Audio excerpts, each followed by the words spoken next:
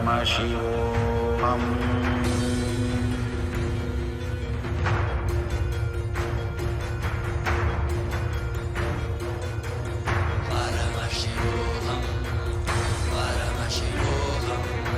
Let Paramashiva's third eye manifest in all our third eyes. Let the Amrita pour, let the Vanni open up, manifest in all of us.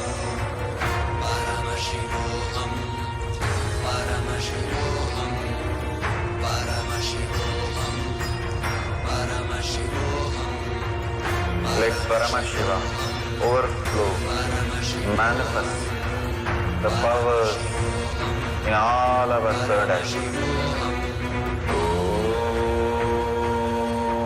Yananda Paramashivoham.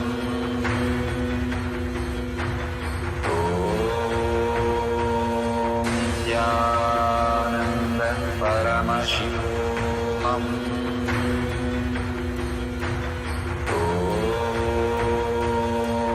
Yananda Paramashivoham.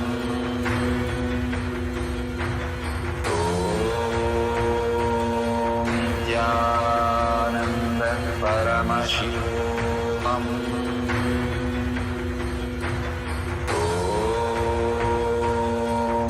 Yananda Paramashivoham.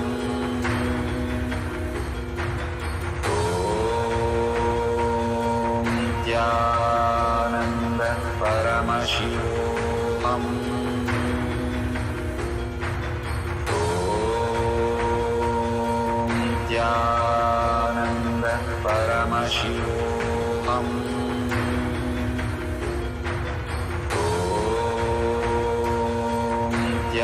Yananda Paramashivoham.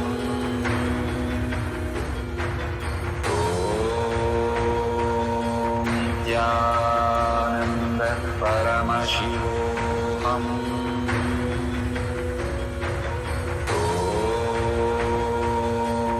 Yananda Paramashivoham.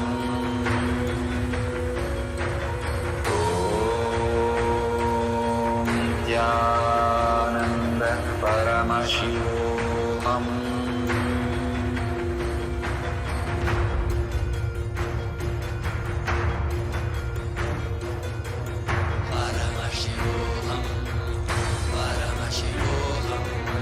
Let Paramashiva's third eye manifest in all our third eyes.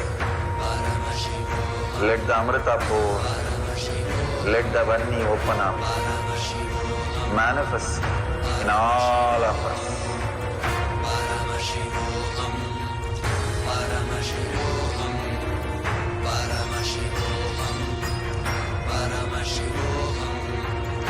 Let Paramashiva overflow, manifest the powers in all our third eyes. Yananda Paramashivoham.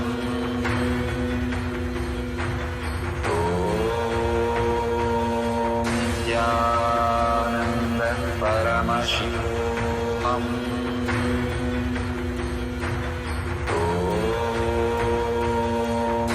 Yananda Paramashivoham.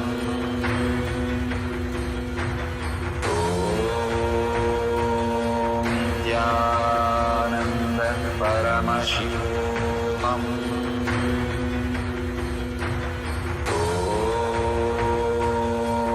Yananda Paramashivoham.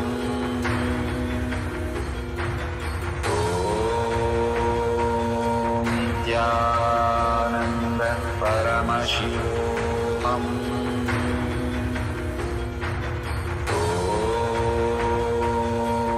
Yananda Paramashivoham.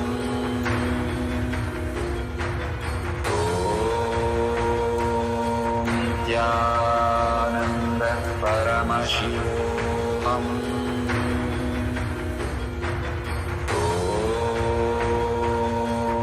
Nityananda Paramashivoham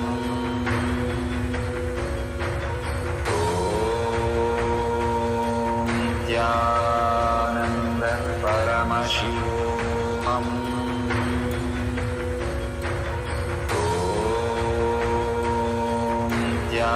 Nityananda Paramashivoham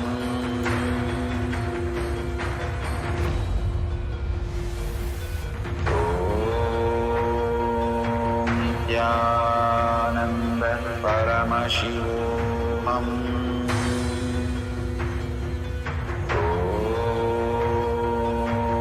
Nityananda Paramashivoham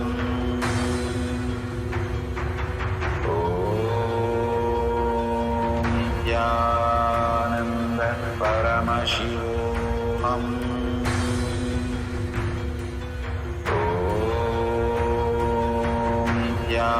Nityananda Paramashivoham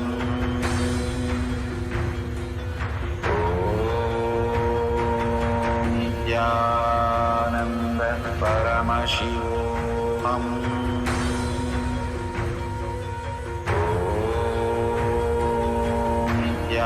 Nityananda Paramashivoham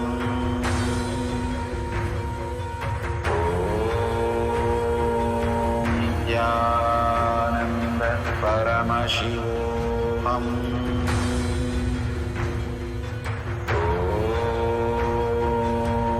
Nityananda Paramashivoham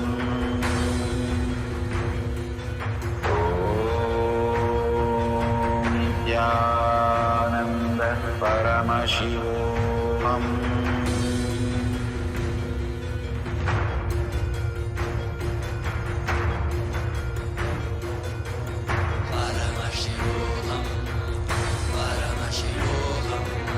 Let Paramashiva's third eye manifest in all our third eyes. Let the Amrita pour, let the Vanni open up, manifest in all of us.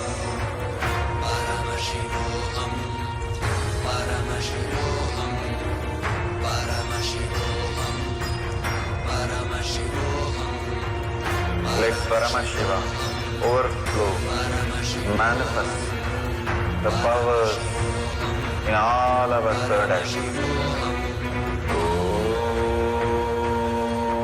Nityananda Paramashivoham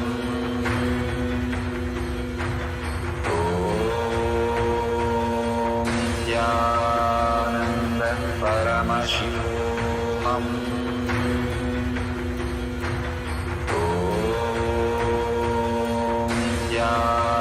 Nityananda Paramashivoham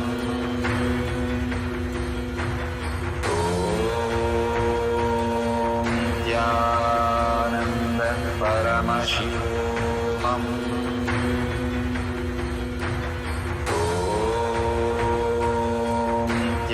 Nityananda Paramashivoham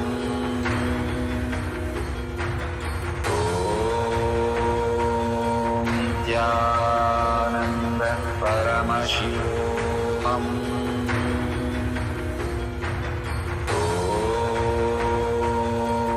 Nityananda Paramashivoham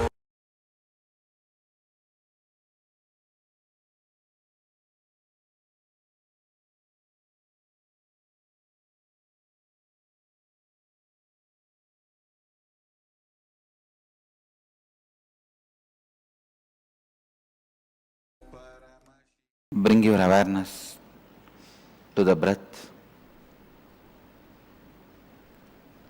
Relax completely in unclutched space, not connecting the thoughts and emotions flowing in you and giving life to it is unclutching.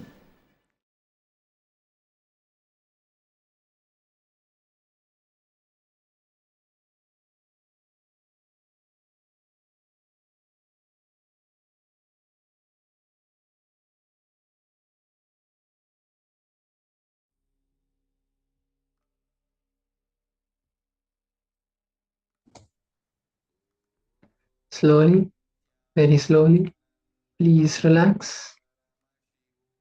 With this powerful process completed now, all of you will now be experiencing the awakening of the wealth consciousness inside of you. Now, intensely direct this energy towards manifesting your goals that you have written down on your paper. And now, with this, we'll be moving to the power manifestation, where we are going to be manifesting the power of increasing the weight of an object. As previously, we have manifested this power on ourselves. Now we'll be manifesting the power on an object. So to manifest this power on an object, you can choose any object. Once again, it could be a pen, it could be a coin, it could be a deity. Choose any object and take the base measurement. You can make sure that you use the timestamp camera to record this entire manifestation so that you can share it on social media, and also keep it as a record for you that I have manifested the power authentically. When you see it in the future, you'll be able to see the video and tell yourself that I manifested the power authentically in the past and I can do it again on any level, whether it is increasing the weight of the wealth you own in your life, or it is increasing the weight of a gold ring. So now choose any object. You can take it and place it on the weighing scale. If you don't have a weighing scale, you can use your phone as a weighing scale. Just download the weighing scale application from the Play Store or Apple App Store. It'll use the pressure sensors in your phone to measure and approximately give you the weight of the object. Now, once you have taken the base measurement of the object, you can place the object aside, close your eyes, and intensely start visualizing Swamiji in your inner space first. This will bring that connection of oneness with Swamiji. Then start chanting the Mahavakya, Om Nityananda Paramashivoham, intensely, bringing that space of restful awareness, unclutching you from all the thoughts that are running inside of you. Then declare to Swamiji that now I declare that this weight, that the object weight is increasing, and you are going to flow through me and manifest this declaration. Sit with that declaration for a few minutes, and at the end of the manifestation, we'll open our eyes and once again take the measurement of the object. Then you can compare it with the base measurement and see the change and share it with us. So let us now begin this manifestation. Please start by choosing a particular object you want to manifest with. Let's begin.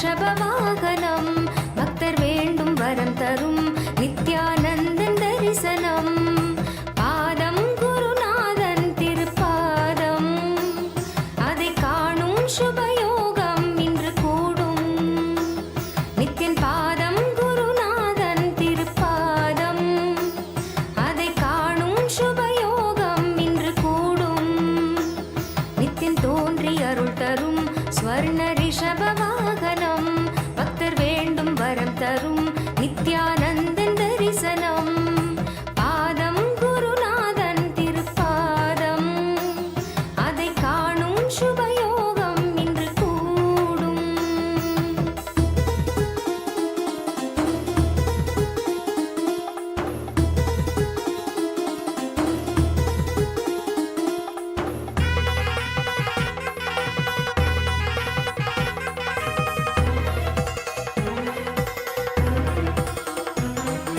கருணை எனும் கோலால் மோகம் தனை வீழ்த்தும் உருக்கும் என் பாசங்களை இல்லாமலே நீக்கும் நித்யானந்தன் அவன் ரூபம் அது காணும் உயர் தியானம் மெய்ஞானம் எனும் வாழ்வில் உன்னை தானாய் கொண்டு சேர்க்கும் குருவே சிவமாகும் நித்ய குருவே இறை ரூபம் குருவே சிவமாகும் குருவே இறை ரூபம் யுகம் யாவிலும் குருநாதன் என்றே தோன்றி கரை சேர்க்கும் பாதம் குருநாதன் திருப்பாதம் அதை காணும் சுபயோகம் இன்று கூடும் நித்தின் பாதம் குருநாதன் திருப்பாதம் அதை காணும் சுபயோகம் இன்று கூடும்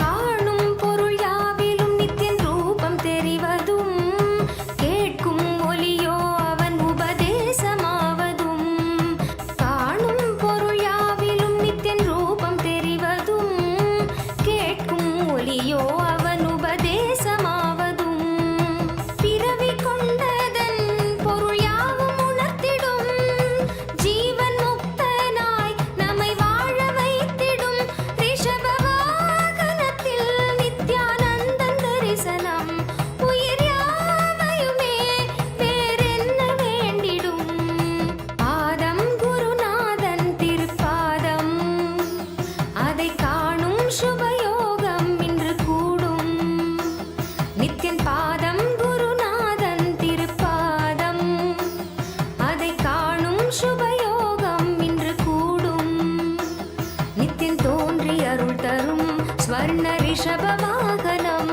பக்தர் வேண்டும் வரம் தரும் நித்யானந்தன் தரிசனம் பாதம் குருநாதன் திருப்பாதம் அதை காணும் சுபயோகம் இன்று கூடும் நித்யன் பாதம் குருநாதன் திருப்பாதம் அதை காணும் சுபயோகம் இன்று கூடும்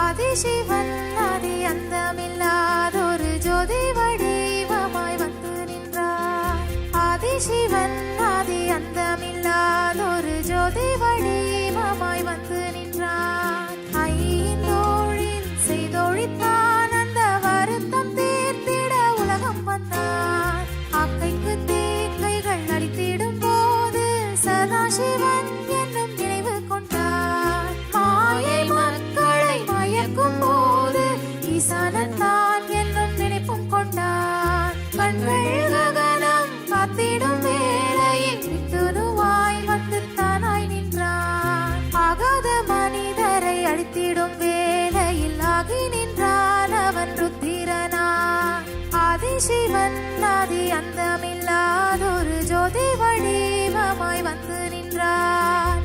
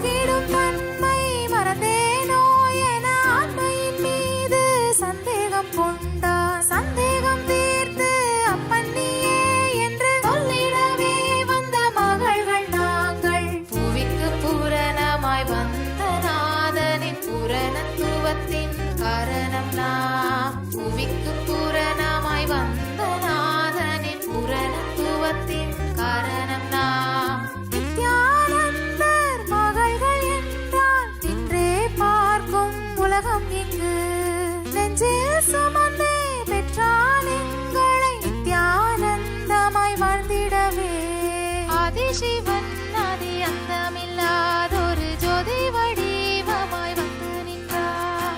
ஆதிசிவன் ஆதி அந்தமில்லாதொரு ஜோதி வடிவமாய் வந்து நின்றார்.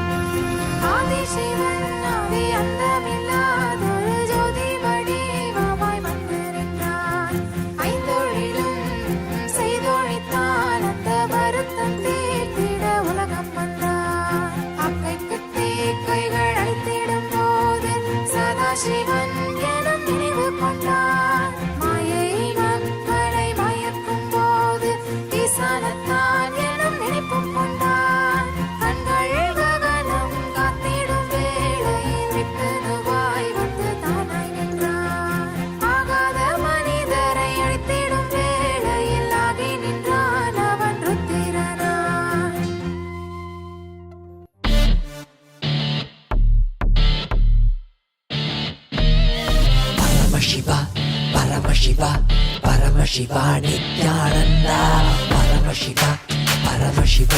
Paramashiva Nityananda.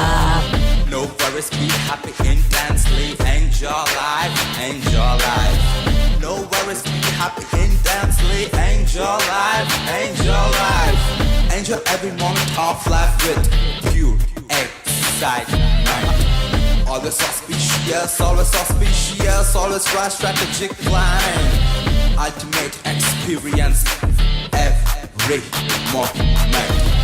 No study, just download from the cosmic archives. No study, just download from the cosmic archives. No greed, no fear, and clutching is the fastest gear. Paramashiva Nityananda. Being God. Paramashiva, hey. Paramashiva, hey. Master of your destiny. Create your reality. Master of your destiny. Create your reality. Beyond space, time, mind. Beyond space, time, mind. Enjoy being in the lap of eternal bliss. Enjoying being in the lap of eternal bliss. Nityananda Paramashiva, you are eternal bliss. Nityananda Paramashiva Nityananda Paramashiva Nityananda Paramashiva Nityananda.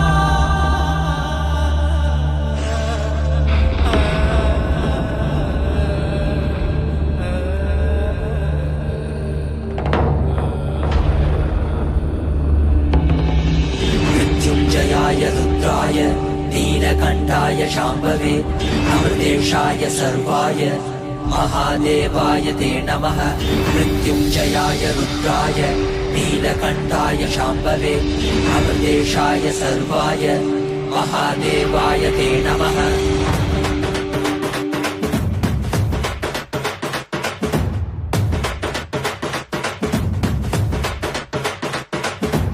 ఏమీ భాగ్యమురా మనకి ఎంతటి మోదమురా ఏమీ సౌఖ్యమురా మనకి ఎంతటి మోక్షమురా ఏమీ భాగ్యమురా మనకి ఎంతటి మోదమురా ఏమీ సౌఖ్యమురా మనకి ఎంతటి మోక్షమురా పరమశివుడేరా స్వామి మనవాడేరా కైలాస నుంచి వచ్చిన మన తోడేరా నిత్యానంద పరమ శివమేరా నిత్యానంద పరమ శివమేరా మనవాడే మన తోడే మన స్వామి వచ్చాడురా మనవాడే మన తోడే మన స్వామి పాద కమల శరణం ఏమీ భాగ్యమురా మనకి ఎంతటి మోదమురా ఏమీ సౌఖ్యమురా మనకి ఎంతటి మోక్షమురా ఏమీ భాగ్యమురా మనకి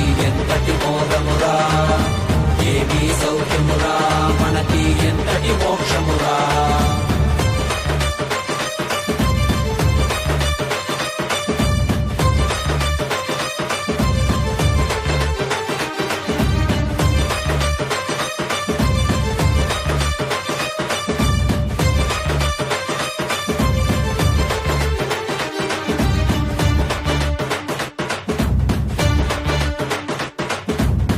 ఎంతటి కష్టమైనా మనకి స్వామి నీ తలవరా ఏమీ లేకుండా నీకు స్వామి ఉన్నాడురా ఎంతటి కష్టమైనా మనకి స్వామి నీ తలవరా ఏమీ లేకుండా నీకు స్వామి ఉన్నాడురా దర్శనమిచ్చాడురా స్వామి దివిలో నీకెళ్ళామురా దివ్య శరీర స్వామి మన భాగ్య విధాతరా దర్శనమిచ్చాడురా స్వామి దివిలో నీకెళ్ళామురా దివ్య శరీర స్వామి మన భాగ్య విధాతరా கலியுகத்தை காக்க வந்த நித்யானந்த சாமி அவரே அவதரிச்ச இந்த நாள உலகமெல்லாம் கூடி மேளதாளம் முழங்க கச்சேரி வச்சு ஆனந்தமா போற்றி பாடி கொண்டாடுங்கடி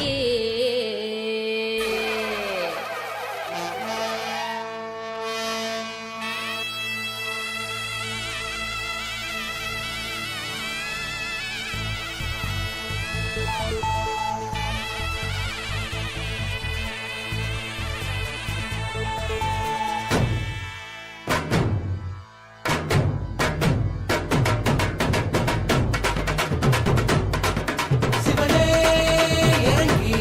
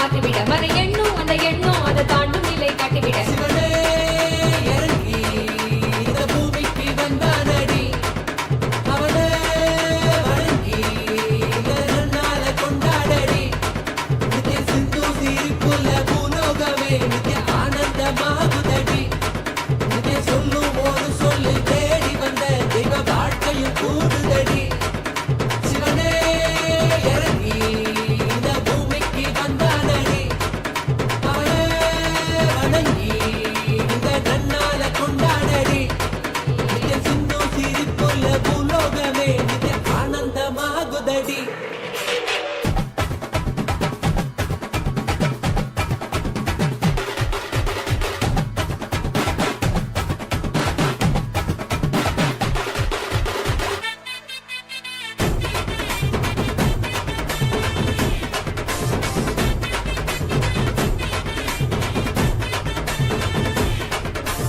ஆதி சிவர் பாதமத லோகமெல்லாம் மீண்டும் ஒரு ஞான குருவாக வர வேண்டுதல் கேட்க கேட்ட வரோ தந்து குரு நித்யானந்தனாக நம்ம சாமி அவர் அருணையில வந்து பிறக்க கேட்கும் யாவையுமே கல்பதருவாய் கருணையோடு அருள் செய்து முடிக்க அவனை நாடி வந்த பக்தருக்கு ஞானம் கொடுக்க நித்திய மனுஷனில் தெய்வம் ஒன்று நாம உணர நாடி வந்த பக்தருக்கு ஞானம் கொடுக்க நித்திய மனுஷனில் தெய்வம் ஒன்று நாம உணர சிவனே இறங்கி இந்த பூமிக்கு வந்தானடி அவனே வணங்கி இந்த நன்னால கொண்டாடடி நித்திய சிந்து சிரிப்புள்ள பூலோகமே நித்திய ஆனந்தமாகுதடி நித்திய சொல்லும் ஒரு சொல்லு தேடி வந்த தெய்வ வாழ்க்கையும் கூடுதடி சிவனே இறங்கி இந்த பூமிக்கு வந்தானடி அவனே வணங்கி இந்த நன்னால கொண்டாடடி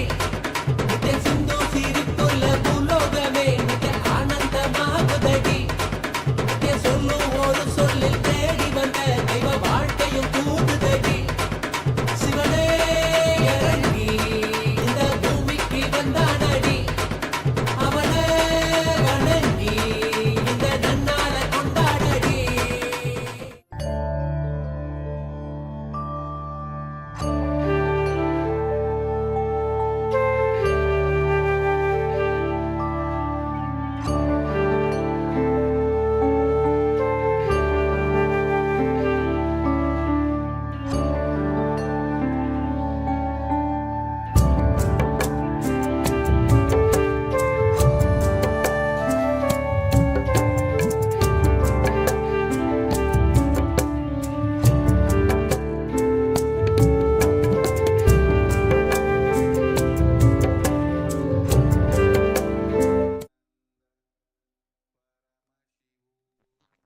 Yes, now slowly relax.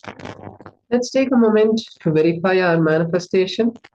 You can all now choose, take the object that you are manifesting with and place it once again on the weighing scale.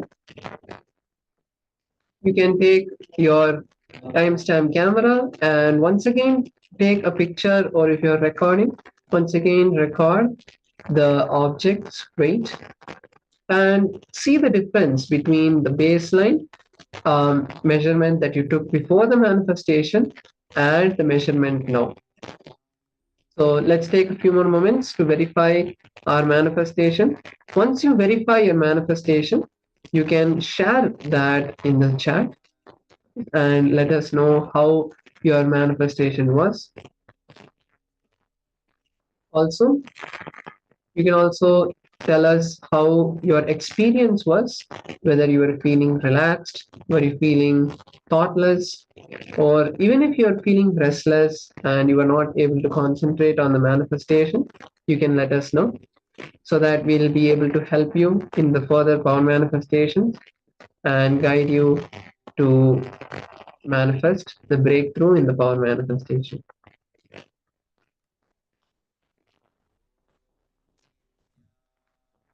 Yes. So with this, we come to the end of this beautiful manifestation, beautiful round of power manifestation. And now we'll be moving into the next session. The next session, we're going to be learning about comparison and jealousy.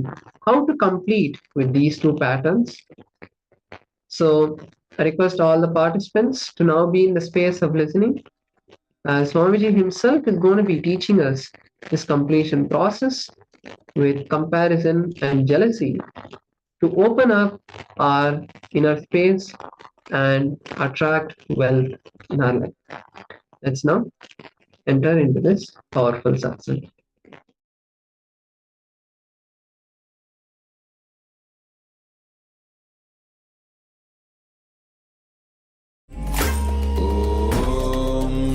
Nityanand परमशिवोहम Om Nityanand परमशिवोहम Om Nityanand परमशिवोहम Om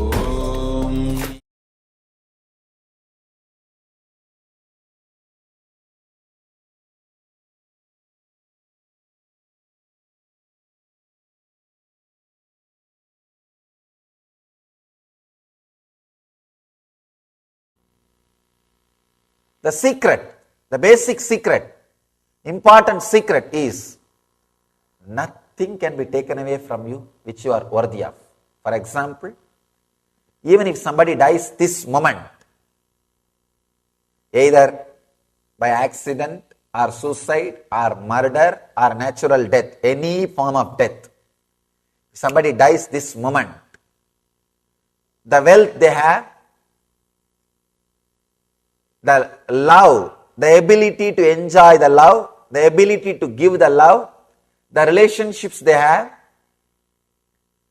the standard of life they have, the intelligence they have, the understanding they have, all the essential things of their life, except their legal address,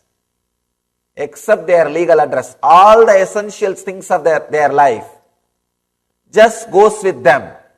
You disappear in this place, you take birth in another one place with the same kind of wealth, health, the physical setup, the ability to give love, same standard relationships and the same standard lifestyle. Please understand, what I am saying may look little difficult to understand. That is where that's a big problem. You may think, no, how can this be? I am not even asking you to have faith or belief. All I am saying, have little sympathy towards me, that's enough. He doesn't have to tell a lie.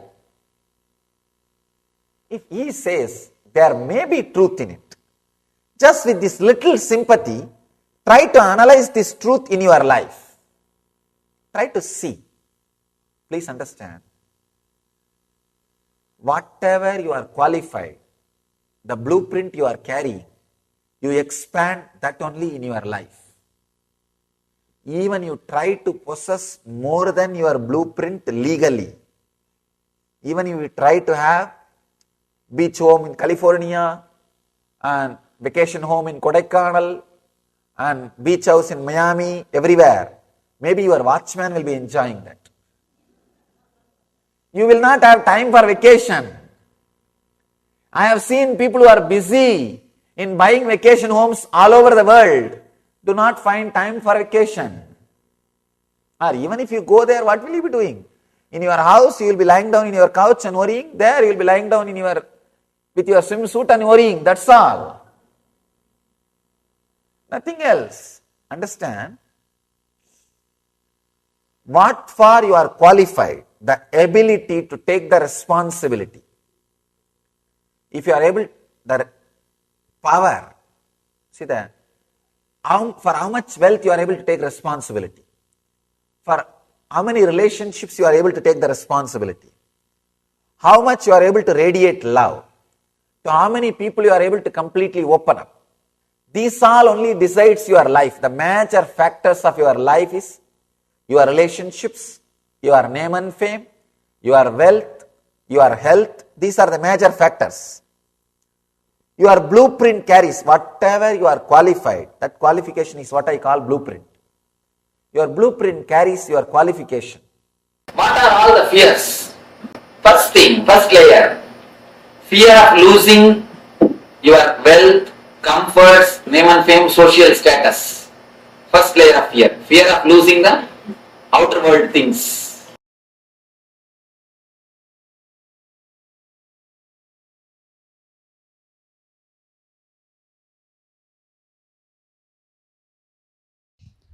Please understand, if you are struggling with money, you are enjoying the struggle. You are not interested in manifesting. Please at least understand you are enjoying the struggle. You will feel abundance with your struggles. Oh, I want struggles and I have enough, let me enjoy it.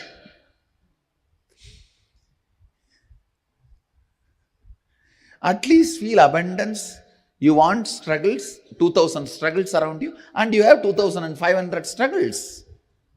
Enjoy them.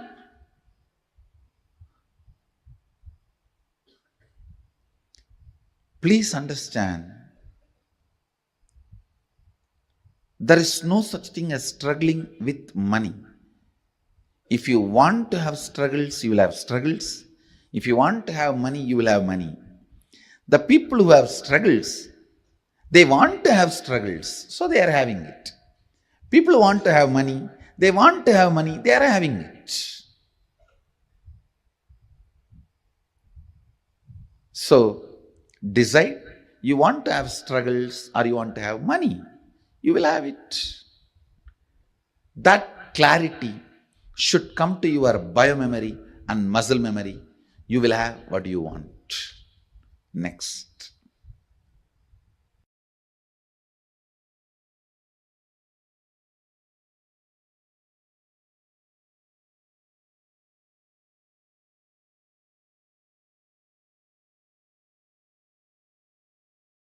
Please understand, in each of this, you have your vested interests.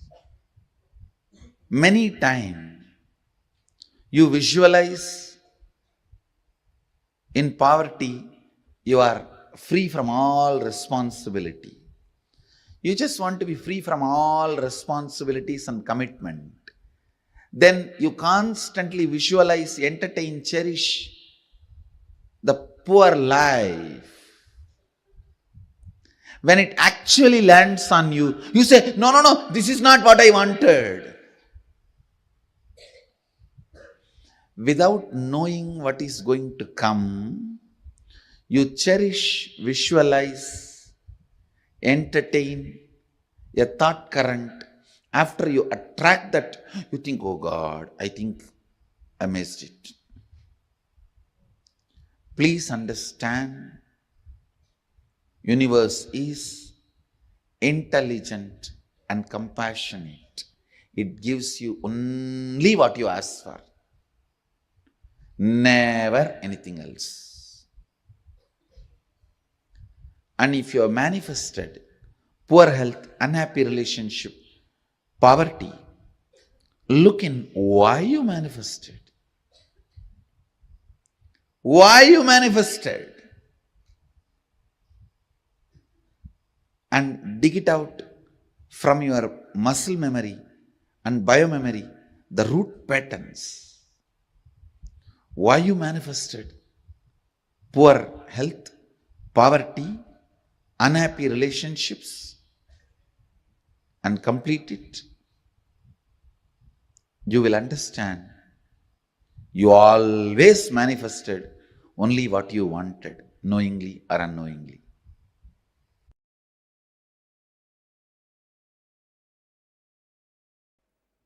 Throat center. A throat center. This throat center is blocked when there is a non-alignment between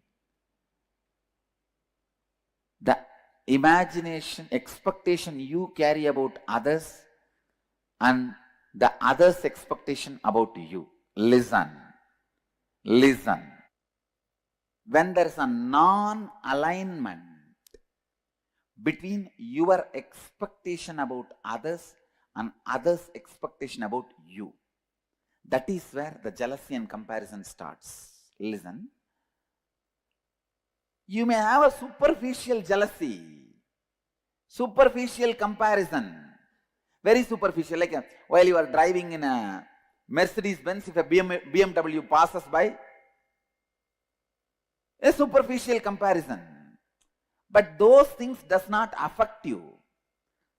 The root jealousy, the root comparison which affects you is the non-alignment of your expectation and the other person's expectation.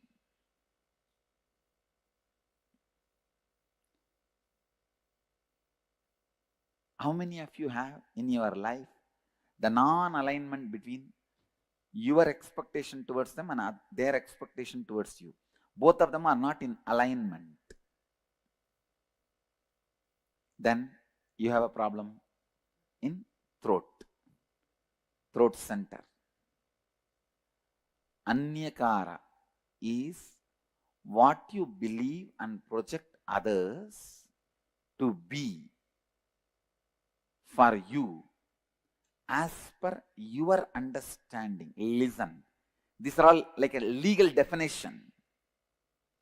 Anyakara is what you believe and project others to be for you. In this example, what I expect you for me and how I tell that to you. Clear?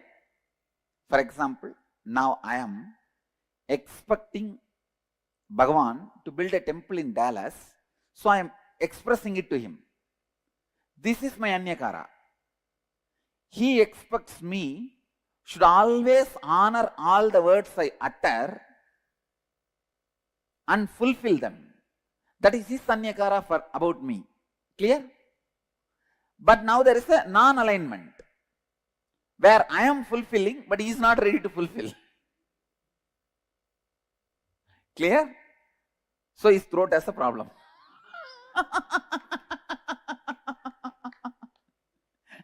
Now, is there anybody who are not cognizing? But if he builds the temple and I don't honor this time keeping or what he expects from me, then I have a problem. I have to alter, transform and stretch. Clear?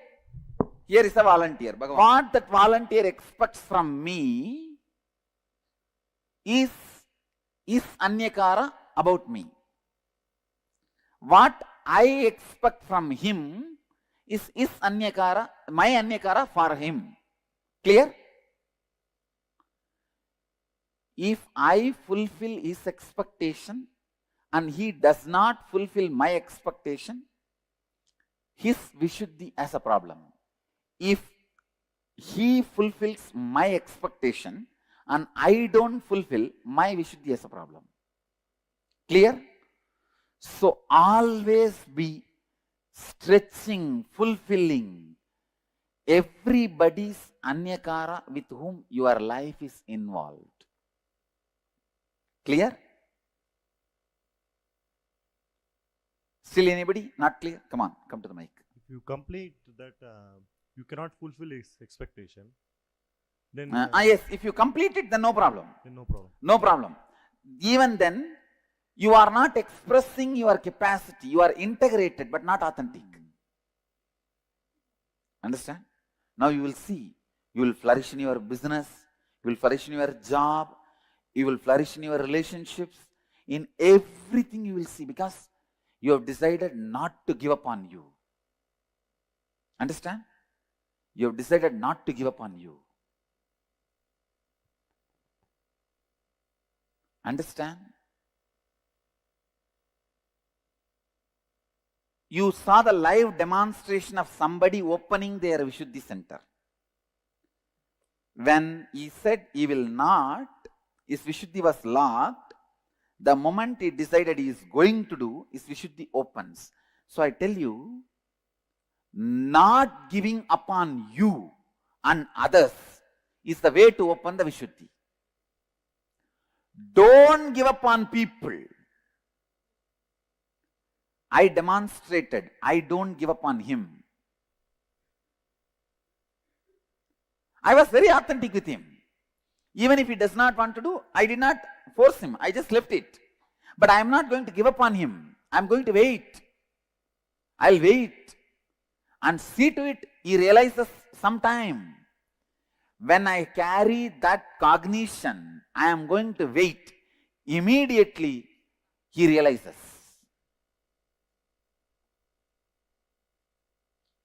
He realizes. So in all those moments, understand, my decision not to give up on you is the one which is pulling you up. That is the rope. That is the connection. Clear? Now, I'll repeat. My expectation about the other person is my anyakara about him. The other person's expectation about me is that person's anyakara about me. When there is a non-alignment between these two, Vishuddhi has a problem. Who fulfills it as flowered Vishuddhi? Who does not fulfill as a collapsed throat center?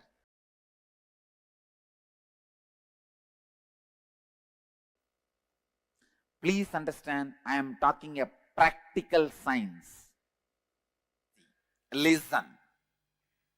I am giving you the essence.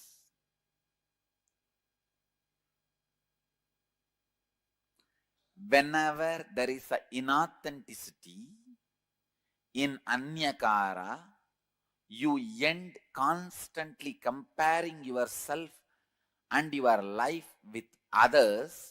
You end up with jealousy, hurt, anger, suffering. Then you are caught in comparison and jealousy. Jealousy is outcome of deep, innate violence you carry. Listen. I am putting it in a better way. Please understand, when somebody expects something from you, when their image about you demands your expansion, you are not interested in expansion. The violence you have, you show towards them as jealousy, saying, you expect this from me? Come on, now I will expect this much from you. You prove. Getting it? Cognizing it? How many of you are cognizing it? Jealousy starts to justify. Listen. Jealousy starts to justify you not fulfilling others' image, or, listen, jealousy starts to justify you not fulfilling others' image. Understanding? See, I will not fulfill what he wants from me because he does not fulfill what I want from him. And I will expand what I want from him before even thinking whether he is going to fulfill or not. If he has 10 million, I'll put it as 100 million I want from him. Then go there and say, see, he's not fulfilling my 100 million, so I'm not going to fulfill what he wants from me. Getting it? Cognizing it? Jealousy starts as the justification.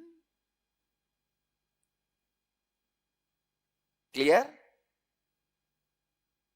Then it becomes a violence to declare your supremacy. Let me tell you. Cognize. Listen. First, hey, you have 10 million. If I ask 10 million, you may give. No, no, no, no, no. I'll ask 100. So you can't. So now, because you are not fulfilling, I can justify why I am not fulfilling. Why I am not expanding me to you? Because you are not expanding you to me.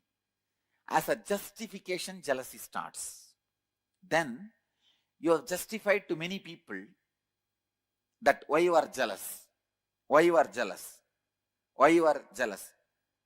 You are justified to many people. And many people have fallen with your argument. And they say, all right, you are right, you are right, you are right. Then the jealousy doesn't keep quiet. It declares, now I am the supreme. Listen. For example, I say, hey, give me 100 million. You are not giving. So now I am also not going to fulfill your image about me. Then this fellow, yes, he says, yes, yes, right. He falls. Then second fellow comes. For him also, I am not going to expand to you because you are not expanding to me. Justification. He falls. So one by one, when people start falling, suddenly you declare, hey, I am the most supreme. How many of you are cognizing it? Do you see in your life, in some areas, you have declared supremacy? At least one area you have to declare supremacy to keep yourself alive. If you don't declare supremacy, even in one place, you cannot tolerate you. How many of you are cognizing me?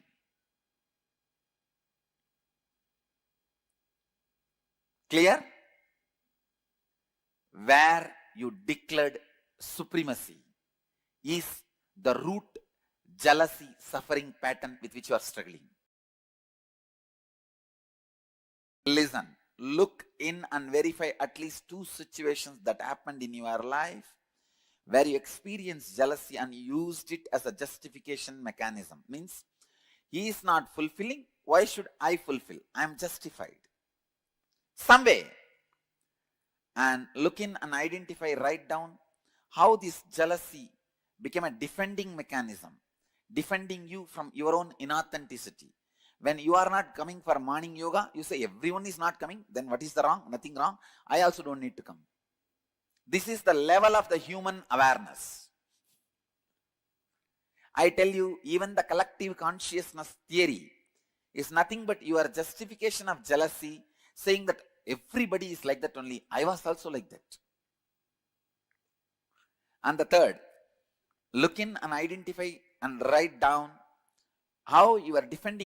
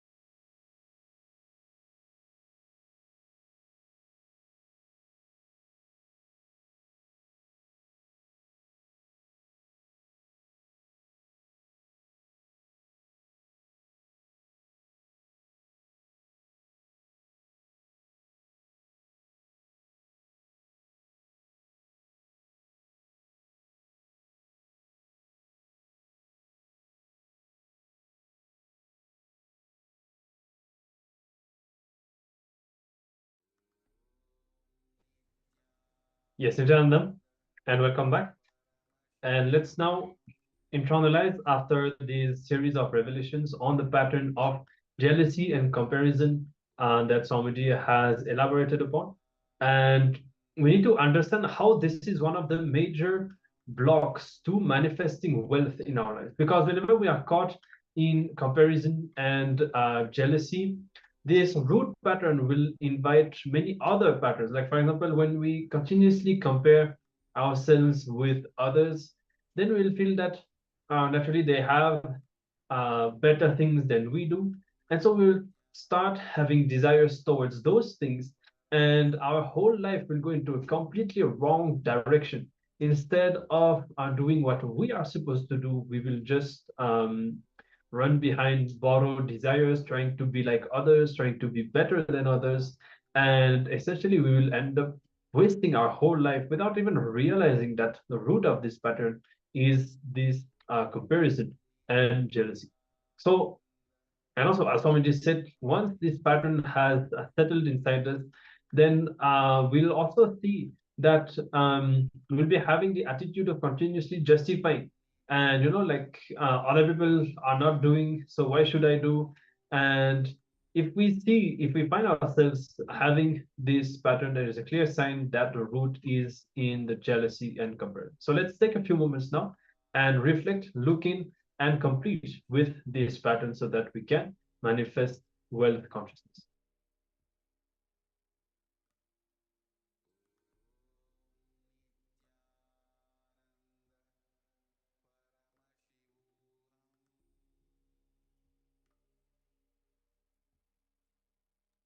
Yes. So take your pen and paper, get ready for the internalization exercise, and start penning down 3 major aspects of your life where you compare with others. Then, how much of your time, energy, and money you invest because of this, the impact of the comparison on your life. Finally, 3 ways in which you are now going to express your uniqueness, where you are going to manifest your own goals, your personal goals. Really look in and see the original desires that you brought with you when you came here, and decide to manifest those aside from the borrowed desires of society, family, friends, media, news, whatever it is that has implanted these borrowed desires in you. So let us now get into this exercise. If you have any questions or doubts, let us know. We would love to help you out if there's any doubts. So let us all get ready and enter into this internalization exercise.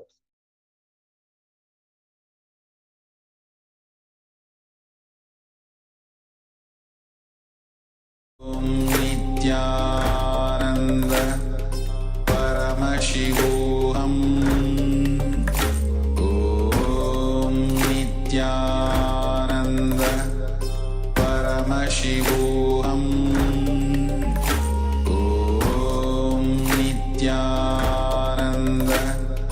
Paramashivoham. Om Nityananda Paramashivoham. Om Nityananda Paramashivoham. Om Nityananda Paramashivoham.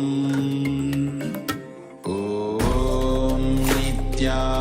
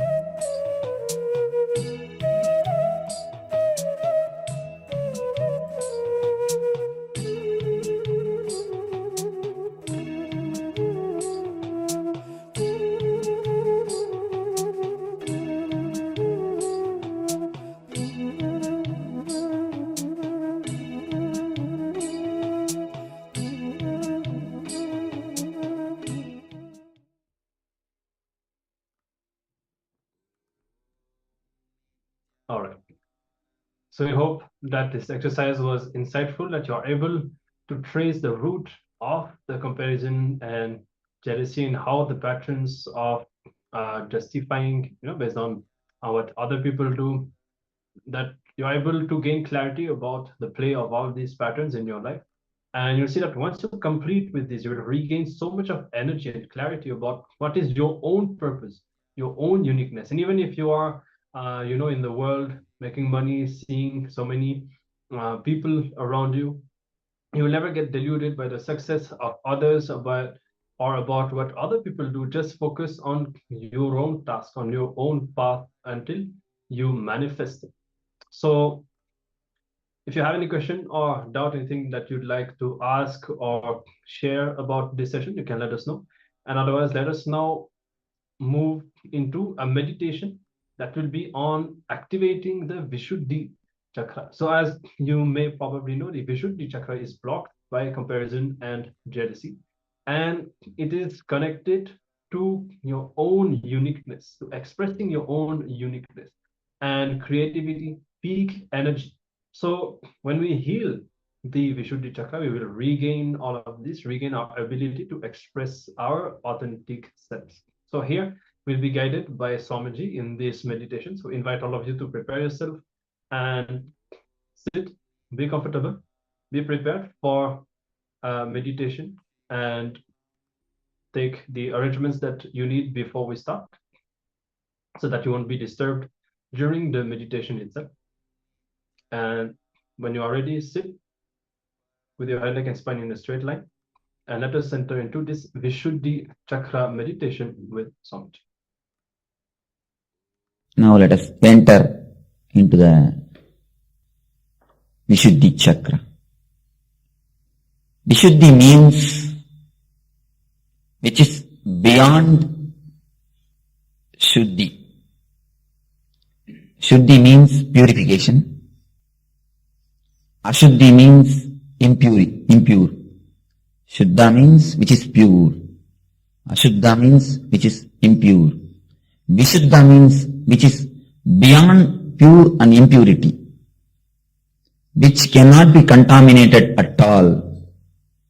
The Vishuddhi chakra actually cannot be contaminated.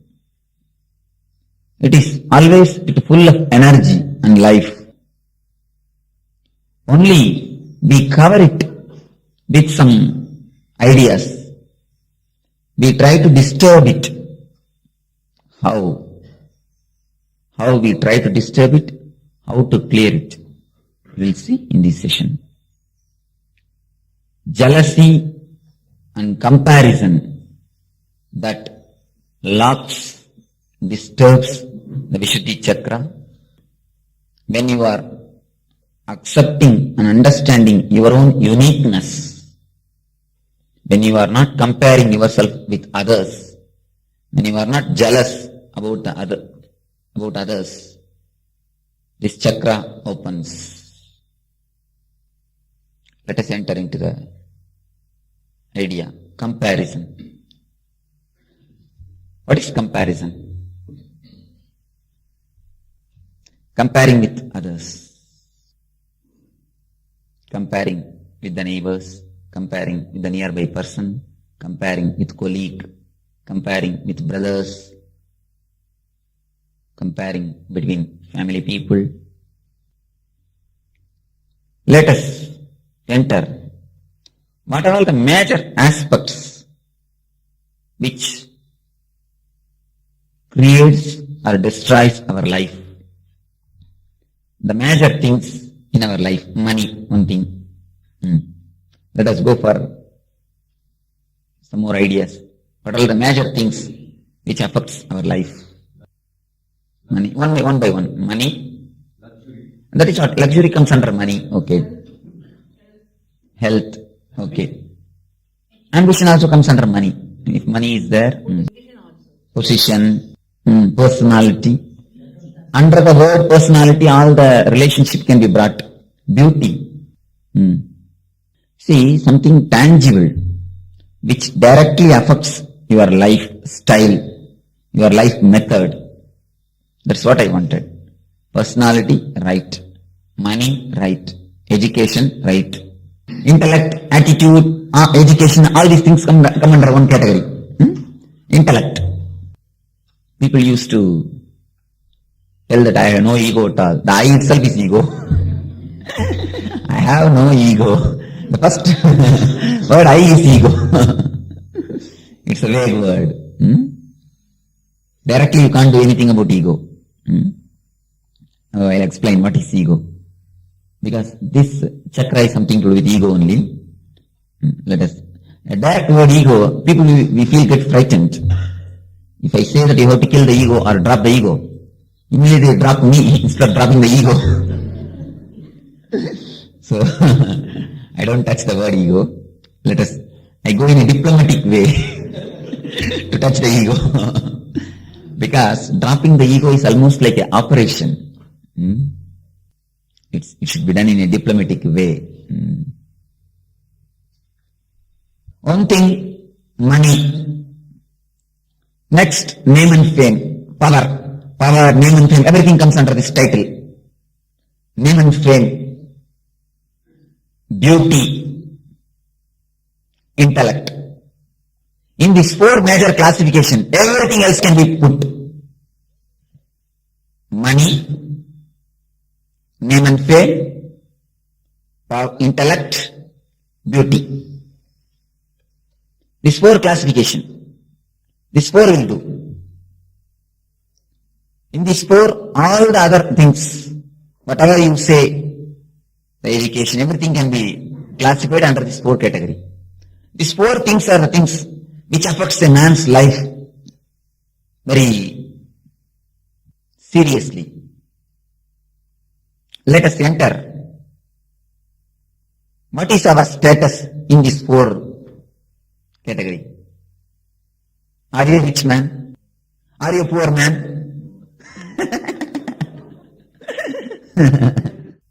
Are you a man of name and fame? You can't say yes or you can't say no. Are you beautiful? Difficult question. Honestly, you have to tell the truth, no other way. Neither you can say yes, nor you can say no. Same way, if you ask somebody, are you an intelligent man? I can't. So you will be in trouble. Let us not go for that question. Are you an intellect? If I ask somebody, he can neither say yes nor say no. All these four things which continuously haunts our life, you are almost tortured, killed by these four major subjects, issues. You are continuously mentally tortured. Your whole day is haunted by this four subject. Is it not? Am I right? You are continuously haunted, harassed, disturbed, accused by this four subject. But you don't know your status in these four subjects. Just open your eyes and see. You are creating your own suffering without having any clear data. If you have a clear data that you have such and such a problem, and if you suffer, okay, we can leave it. All right, you suffer. But you have no clear data. You have no clear concept. You don't have any clarity, but you continuously suffer. Why? Just now you all told, you can neither say I'm a rich man, nor say I'm a poor man. Because there's a big queue. In front of you, thousands of rich people are standing. Behind you, thousands of poor people are standing. It's this side also infinite and this side also infinite. Same way beauty. This side also infinite, this side also infinite. Where is the scale for beauty? No scale. And intellect. He said also infinite. He said also infinite. Name and fame. Same thing. You are suffering. If your suffering is dependent on reality, if you are suffering because of this mic, if you are suffering because of one sword, then your suffering is worth suffering. Nothing can be done. We have to remove this or we have to do something. If you are suffering due to some tangible reason, due to some tangible thing, due to reality, then we can do something about your suffering. We can eradicate, or if we can't eradicate, at least we can leave it. No, it can't, nothing can be done. We have a clear picture whether we can help you or we have to leave you. But here, the reason itself is not clear. You are not suffering because of reality. You are suffering because of comparative reality. This is the key. Be very clear. You are not suffering because of reality. You are suffering because of comparative reality. There are two types of existence. One is positive existence, another one is negative existence. This plant, these flowers, they are existing positively. If you want to remove it, you can remove it. If you want to handle it, you can handle it. If you want to take it and keep it here, you can keep it.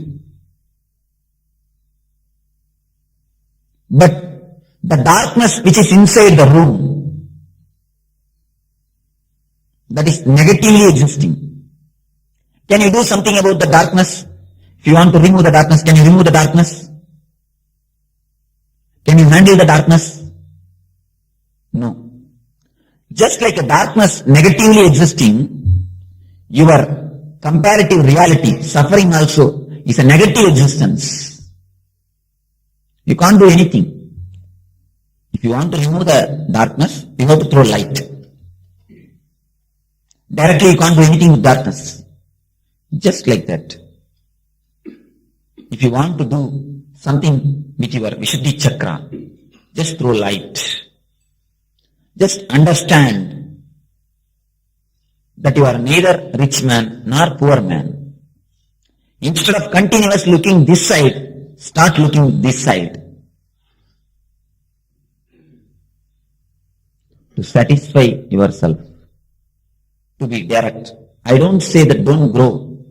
No, grow. Yearn. Do everything.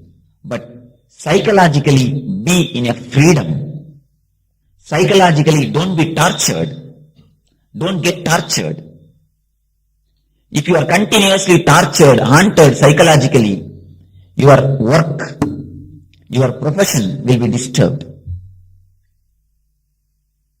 If you are continuously sick psychologically by comparing with others, if a next house person brings AC, your house temperature increases. If he brings AC, your house temperature automatically increases. Why? There's a beautiful song in Tamil. Aduthathu ambujatha pathela.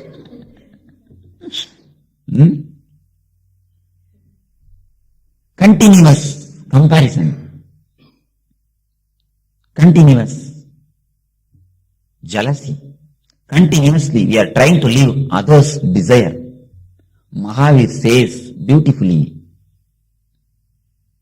in Jain Sutras, when a man comes down to the earth, whatever quantity of food he eats, he is supposed to eat in his life will be sent to the earth.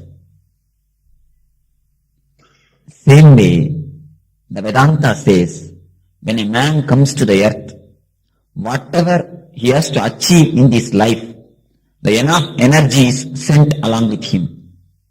If he has to become a collector, enough energy. If he has to become a crorepati, enough energy. Everything is clearly sent along with him. you are given 10,000 rupees and sent to Bangalore to bring 10,000 rupees worthy things. But as soon as you go there, after crossing Dodaballapur, you forget about why you started, with how much money you started, everything. With how much of energy you brought, everything is forgotten. And you make some friends in Bangalore and you see what they are purchasing. Instead of you purchasing only for 10,000, you start purchasing for 20,000 or 25,000, 15,000. Who will pay the 15,000? And start suffering for it. That is what happens when you come down to this earth. You bring enough energy to live your life. What Mahavir says is not a lie or a theory. What he says is an experience. But after coming here, you start comparing with others. Became more greedy. Not only greedy, you change your route. You may have taken birth to become a doctor, but seeing your neighbor is engineer, you tend to that side. You may have taken birth to become a dancer. Seeing your sister is a painter, you try to jump into the painting. So instead of living our own life, we simply shift the center to different life. Somebody else's life. Then you don't live your life, you start living somebody else's life. If you live somebody else's life, how do you think that you will have a satisfaction that you have lived? A small story from Albert Einstein. Albert Einstein, the greatest scientist of last century, the greatest truth which is discovered in the last century is done by him, discovered by him, the theory of relativity. This man was about to die. About to die, is in a deathbed. Doctors are told only few days more he will be alive. All his disciples are sitting around him, his scientist disciples. The disciples were asking, Einstein, if God gives you one more birth, how would you like to take birth?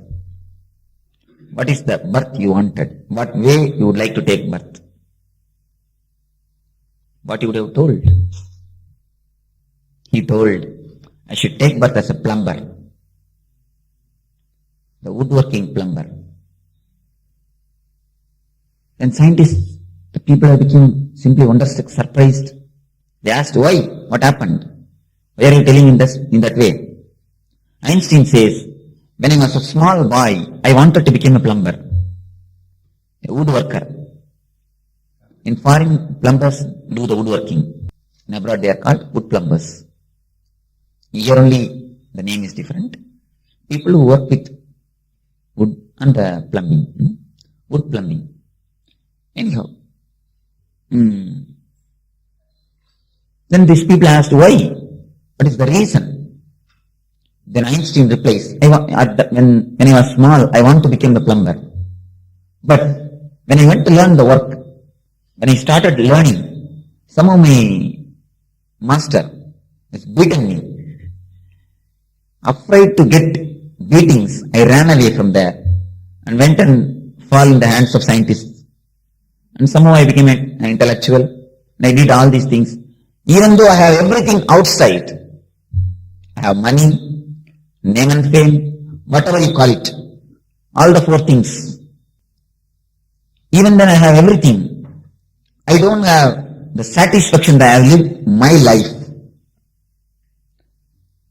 I have found the greatest truth of this century, but my life has become lie. My life is not truth. You should learn something, great lesson from his teaching. What he said, only a real mystic can say. A satisfaction of living, the satisfaction that you have lived, is the essential thing. That's the only gift you can get from life. Whatever else you get from life can be taken away from you. Death will simply take away everything from you. You know, even your body is taken away. Your life is taken away. Only one thing can be left with you. The satisfaction that you have lived your life. If you achieve that from the life, you have achieved whatever can be achieved from the life. If you have not achieved that one thing from life, you have not achieved anything from the life. So even if you die in a platform as an orphan, but if you have the satisfaction that you have lived your life, you will have a peaceful, beautiful death. Otherwise, even if you die in an AC room, in the hospital ICU, top hospitals ICU, no, you will not have the satisfaction that you have lived, your life. A continuous comparison and continuous jealousy changes the root of your life. The negative existence, things which don't exist, haunts you in your life because you are unaware, because you are in low energy. That is what Upanishads say, Maya. Yama iti Maya. Which is not there is Maya. But Maya is the cause for all our problems. Sorrows. Vedanti say Maya is the root cause for everything, for all our problems. What is the meaning of the Maya? Yama iti Maya. Which is not there is Maya. How can you be hunted by which is not there? You can be hunted, you can be harassed, you can be nagged. Somebody who is existing, which is already happening, that is different.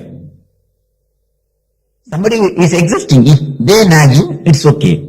But you are nagged by somebody who is not existing, who is not living, who is Yama, who is not there. How can it happen? This is the way it happens. Which is not there, but which you create. The comparative reality. A continuous comparison with others. Actually it is not there, which you create, a purely your own creation, your own production. Actually you produce, but the title you don't want to put your name, you put somebody else's name. You are the producer of your life cinema, but out of politeness, you put somebody else's name, sometimes God's name. Somebody came and asked me, Swamiji, I am full of poverty, what to do? I asked, how many children do you have? 14. Why did you give birth to 14? No, Swamiji, God gave. God gave or you gave? What is happening? He gives, he produces and put God's name. I don't think God comes down to earth to produce children. And 14, after 14, he says God gave. What is happening? That is the same thing which we do continuously. We produce everything and put God's name. But God is not going to suffer. God has not come to me. I told, if God gave, let him come to me, I will answer to him. You go. Just trying to escape. You produce, but you put somebody else's name. But that is not the way. That is not going to solve your problems. This chakra is locked by comparison and jealousy.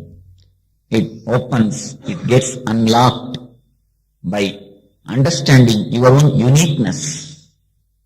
Each and everyone is unique. The solution to open this chakra is given in a small story by a Zen Buddhist monk. Once a king came to see a Zen Buddhist master. You can ask, why always kings come to see their masters? Only kings can see masters. be very clear. If a poor man comes, he may pray to me at the most for some welfare, some money, some of his problems. Only if a man who is already satisfied in the outer world, if he comes, he will ask for a real wealth from me. You go to Albert Einstein and ask, what is the 1 plus 1? You are wasting your time and his time. Surely he is not a Sardaji, so don't bother. You are asking your time and his time. You are wasting. The 1 plus 1 you could have asked any primary school teacher. Just like that. If you come to me and ask for some wealth, for some mundane affairs, of course I am going to answer. I am going to tell, I am going to give, or I am going to do. That is different. But a man who is satisfied completely with the outer world, if he comes, a man who knows everything about the basics, if he comes, he can directly argue about theory of relativity. What is meant by E equal to mc square? What is meant by energy and matter? He can discuss all these higher things with Einstein. The same way, if a king, the man who is satisfied with the outer plane, if he comes, he can have directly what I want to give. He can have directly what a life can give really. So the king went to Zen master and asked, Master, what is Buddha? He is asking, what is Buddha's state? What is meant by Buddha's state? Enlightenment. Master beautifully answers, the cypress in the courtyard is Buddha. Cypress means the plant which thani bush. The thani bush is called cypress. The thani bush which is in my courtyard is Buddha. King naturally is not able to understand. He asks, Master, please give some more explanation. And Master says, do you see just next to the thani bush, a rose bush is also existing. Both are living nearby continuously for many years. But not even once thani bush tried to become a rose bush and rose bush tried to become a thani bush. If it happens in you, you are enlightened.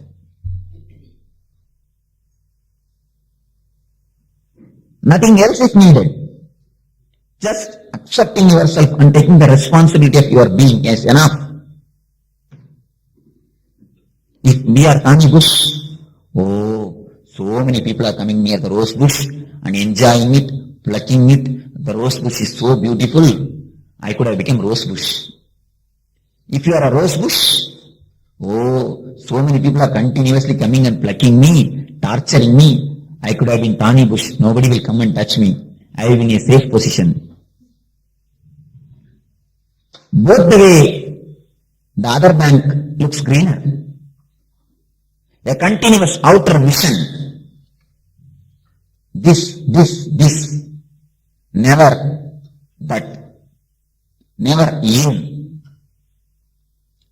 That is the way this chakra is disturbed. This one story, if you remember, that's enough. The cypress in the courtyard is Buddha, because it does not compare itself with others' life. But all our life is haunted, tortured continuously by comparing with others, comparing with sisters, comparing with brothers. So now, how to come out of the comparison? How to come out of the jealousy? Let us explore how to come out of the jealousy. How to come out of the jealousy? Stop comparing. Beautiful solution. If you all can practice, that's enough. Yes, these are all the things to be achieved. How to? Why jealousy comes? What you say is okay. Can you do it immediately as soon as you go out of the room? No, I wanted something direct, practical solution. Drop it. Can you? Beautiful. Then okay, I have no problem. You see, the reason for jealousy, root cause for jealousy is low energy. The low energy. Low energy is the root for jealousy. Because you are not able to achieve, you feel jealous. You tend to compare. You tend to disturb the others. If you can create enough energy in yourself, in your own being, to achieve what you want to achieve, naturally you will not have any disturbance or any problems by comparing or by jealousy. Now we will enter into a great Zen Buddhist meditation technique to create more energy in our being, to throw light on Vishuddhi Chakra. The meditation technique which will activate, which will energize the Vishuddhi Chakra. All these sessions, we are dealing with two things. One is maturity, another one is meditation. Maturity means the jnana, the knowledge how to handle the chakra. Meditation means the energy to handle the chakra. Not only the intelligence, the energy is also needed. Not only you should know how to operate the gear, you should have enough energy in your hand to operate the gears. Then only you can fly. So, for all the chakras, we have dealt how to operate it, how to use it, and we have had meditation technique to have enough energy to operate the chakra. Now, we will enter into the meditation technique. This technique is the gift of Tibetan Buddhism, the Zen Buddhism, the Tibetan Zen Buddhist technique. I will explain the technique. Some of you may be knowing the technique. We will go for practicing after explaining. A deep conscious vibrations, humming should be created in your being. Just sit in a relaxed way. How to sit to balance your being? The Buddhists have taught beautifully. Just squat and put your right leg on the left leg, and as soon as you sit, see that your spinal cord is in a straight line. How to make it in a straight line? You can just close the eye and bend your whole body in front. And if you feel the weight of the body, you will be able to very clearly feel the weight of the body. Slowly push your body backside. Slowly, very slowly, with full awareness. At one point, at certain point, you will feel that your body is weightless. The center of gravity falls in line. The center of gravity of your body, when it is in a straight line, you feel your body weight is less. You feel you are weightless. Just the same way, push your body backside a little bit. Again bring it slowly with awareness on particular point, the same point, you again feel that you are weightless. Your center of gravity falls in line. The right and the left. Same way. If you do it, just bend your body with full awareness. Try to trace the weightless point, the less weighted point. you will be able to trace at one point your whole body is weightless. Your center of gravity falls in one line. That is the point where you need to sit. That is your asana. This is the beautiful technique found by Buddhists to sit for a long time. Buddhist monks sit for 10 hours per day. 10 hours they sit for meditation. I don't think 10 minutes any of us can sit in one posture. But with this technique, today itself we can sit even for 2-3 hours. The technique is such effective. If you practice, you can sit surely for 10 hours. But today itself, the technique, if you rightly caught the point, verily you can sit even for 2 hours. Because when your center of gravity falls in straight line, you don't feel the weight of the body. Even when you watch TV, when you are in the office, if you sit in this way, you will see your consciousness is not much disturbed. You will be able to do your activities with more energy, with more freedom. Not if you have a knee pain, half of the energy will be locked in the pain. If you have a dental pain, if you have a tooth pain, you will be doing dental meditation instead of transcendental meditation.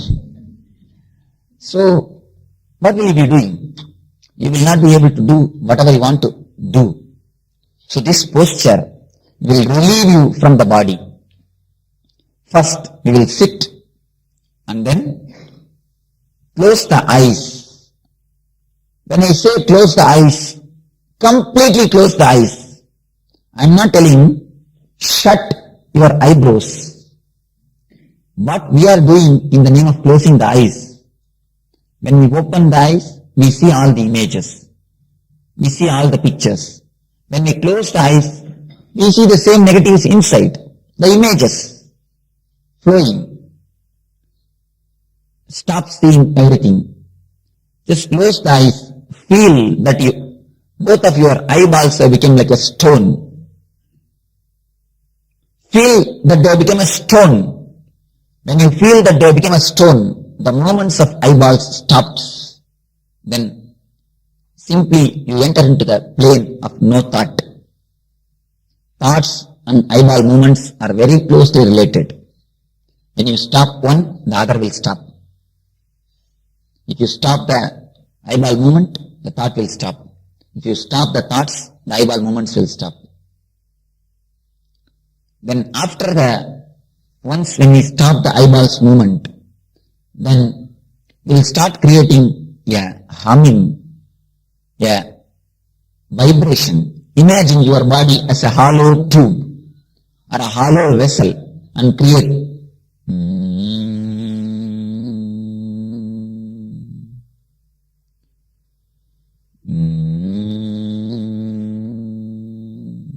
no shouting. So don't worry, no shouting. No need for shouting. Just create a long vibration, as long as possible, as deep as possible, as louder as possible. That's all. No opening the mouth or shouting. Just create deep vibrations. This is enough. Relax your hand and just create the vibrations. That will give you a tremendous energy upsurge. After the 20 minutes of vibration, 20 minutes you will be doing the vibration. After the 20 minutes, 10 minutes, all of us will put our awareness on Vishuddhi. You will see a new energy entering into your Vishuddhi. This technique, when it is regularly practiced, no concentrating on Vishuddhi. But today I am giving this technique especially to energize the Vishuddhi chakra. So, just concentrate on Vishuddhi, on throat chakra, throat center. So now we will go for technique. See, if your body is completely under your control, you must be able to make Padmasana without touching the leg. You should be able to put Padmasana without touching the leg. You can sit in a relaxed way, no problem. If possible, put. Otherwise, don't disturb yourself too much. If you disturb yourself too much, you will be continuously thinking about your body. Anyway, you can keep in a relaxed way or in a Buddha posture. You can lock or you can keep in a relaxed way. Only one thing, the key points you understand, balancing the body, closing the eyes completely, creating conscious vibrations. When you create a conscious humming, mind will stop. Okay, shall we start balancing the body? Close the eyes and balance, start balancing your body. Bend towards the front. Close the eyes. It will be very little difficult. Try your best. And feel the weight of your body. And slowly, very slowly, and try to push your body backside.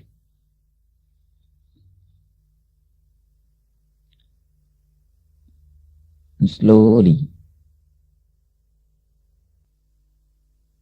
just slowly, with full awareness. Slowly raise the body with full awareness.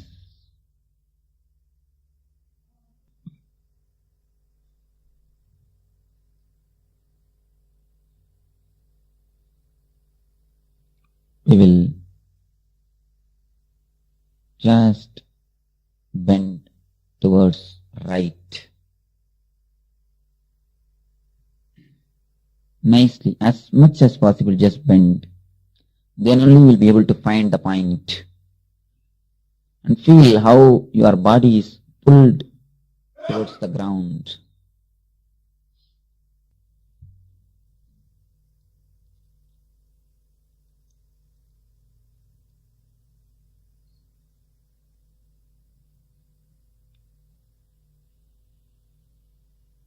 Slowly come back to the center with awareness. Then only you will be able to find the center point. The point in which you feel light, weightless. The point in which your center of gravity falls in straight line.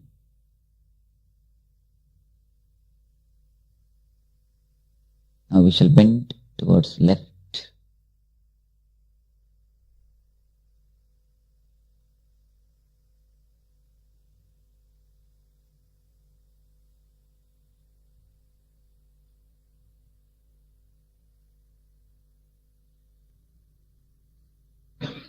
Slowly center your body.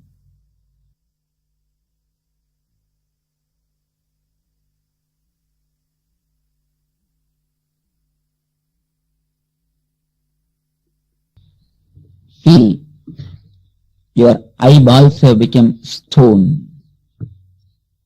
Stop the movements of the eyeballs. Feel that your whole eyes and eyeballs became like a stone.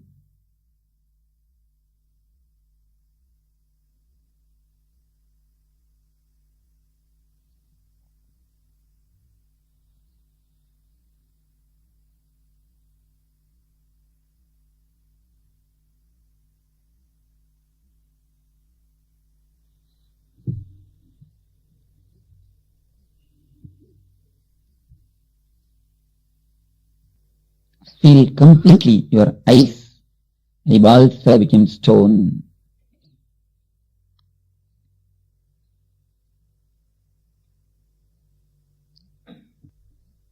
Now start humming from your deep stomach.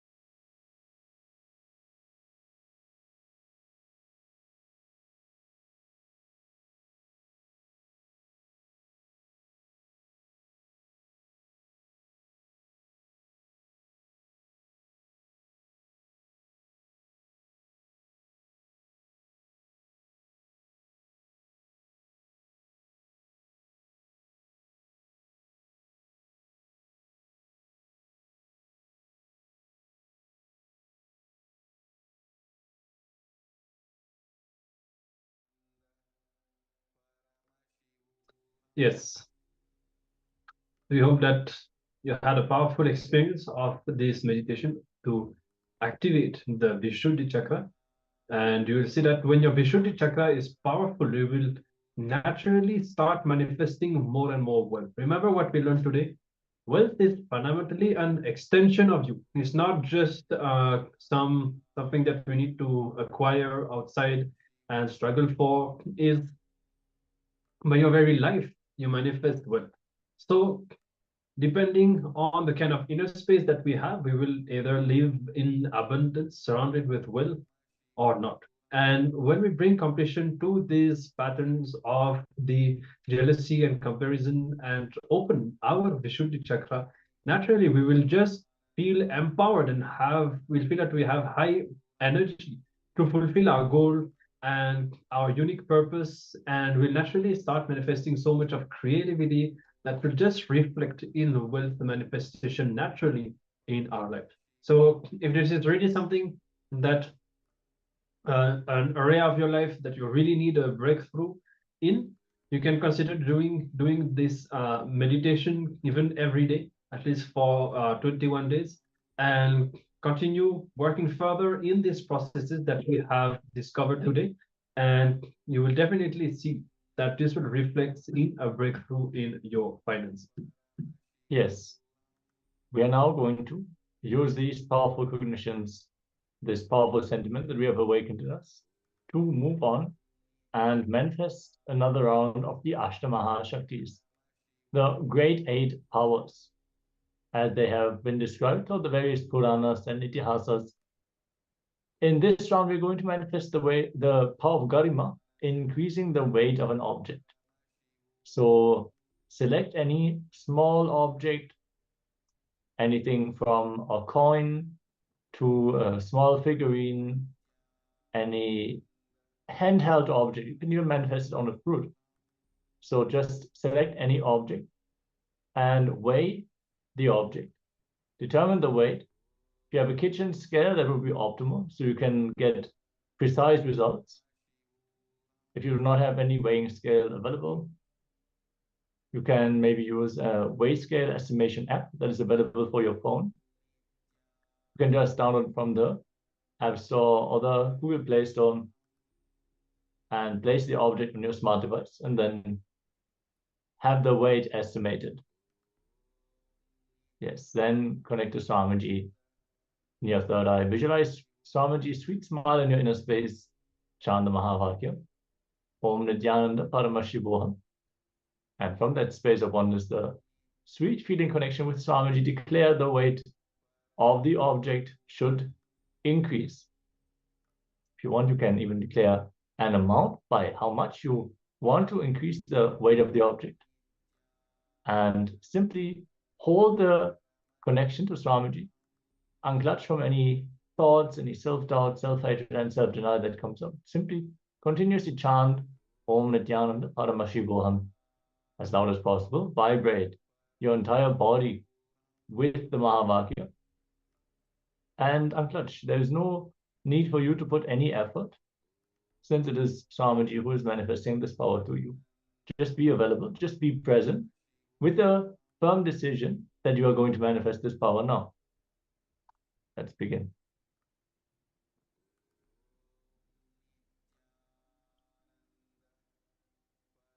Paramashiva Nityananda. Being God, being God, being God. Being God, being God, being God. Paramashiva, Paramashiva, hey. Paramashiva, Paramashiva, hey. Master of your destiny. Create your reality. Master of your destiny. Create your reality. Beyond space, time, mind. Beyond space, time, mind. Enjoy being in the lap of eternal bliss, eternal bliss. Enjoying being in the lap of eternal bliss. Nityananda Paramashiva, you are eternal bliss. Nityananda Paramashiva, Paramashiva, Paramashiva, Paramashiva, Nityananda Paramashiva, Paramashiva, Paramashiva, Nityananda Paramashiva, Paramashiva. Paramashiva, Paramashiva, Paramashiva, Paramashiva, Nityananda, Paramashiva, Paramashiva, Paramashiva, Nityananda.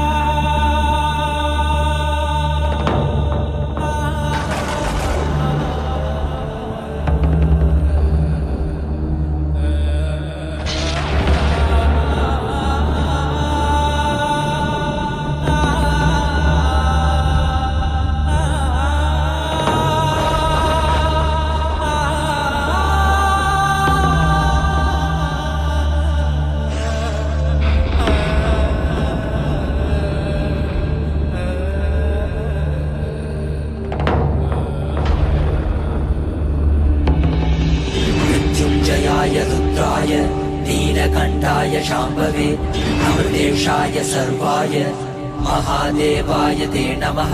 मृत्युञ्जयाय रुद्राय नीलकण्ठाय शाम्भवे अमृतेशाय सर्वाय महादेवाय ते नमः।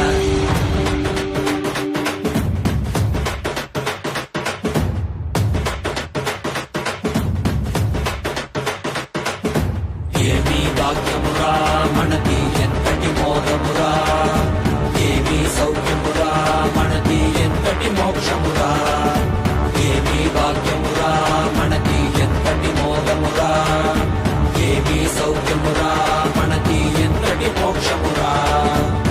పరమశివుడేరా స్వామి మనవాడేరా, కైలాస నుంచి వచ్చిన మన తోడేరా, నిత్యానంద పరమ శివమేరా, నిత్యానంద పరమ శివమేరా, మనవాడే మన తోడే మన స్వామి వచ్చాడురా, మనవాడే మన తోడే మన స్వామి పాద కమల శరణం. ఏమి భాగ్యమురా, మనకి ఎంతటి మోదమురా, ఏమి సౌఖ్యమురా, మనకి ఎంతటి మోక్షమురా, ఏమి భాగ్యమురా, మనకి ఎంతటి మోదమురా, ఏమి సౌఖ్యమురా, మనకి ఎంతటి మోక్షమురా.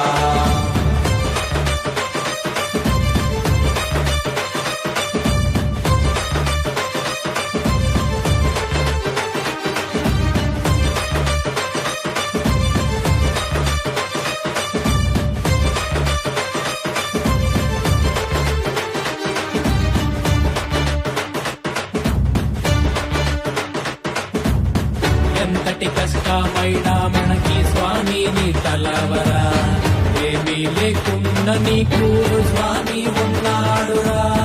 ఎంతటి కష్టమైనా మనకి స్వామి నీ తలవరా, ఏమీ లేకుండా నీకు స్వామి ఉన్నాడురా. దర్శనమిచ్చాడురా స్వామి దివిలో నీకెళ్ళామురా, దివ్య శరీర స్వామి మన భాగ్య విధాతరా. దర్శనమిచ్చాడురా స్వామి దివిలో నీకెళ్ళామురా, దివ్య శరీర స్వామి మన భాగ్య విధాతరా. கலியுகத்தை காக்க வந்த நித்யானந்த சாமி அவரே அவதரிச்ச இந்த நாள உலகமெல்லாம் கூடி மேளதாளம் முழங்க கச்சேரி வச்சு ஆனந்தமா போற்றி பாடி கொண்டாடுங்கடி.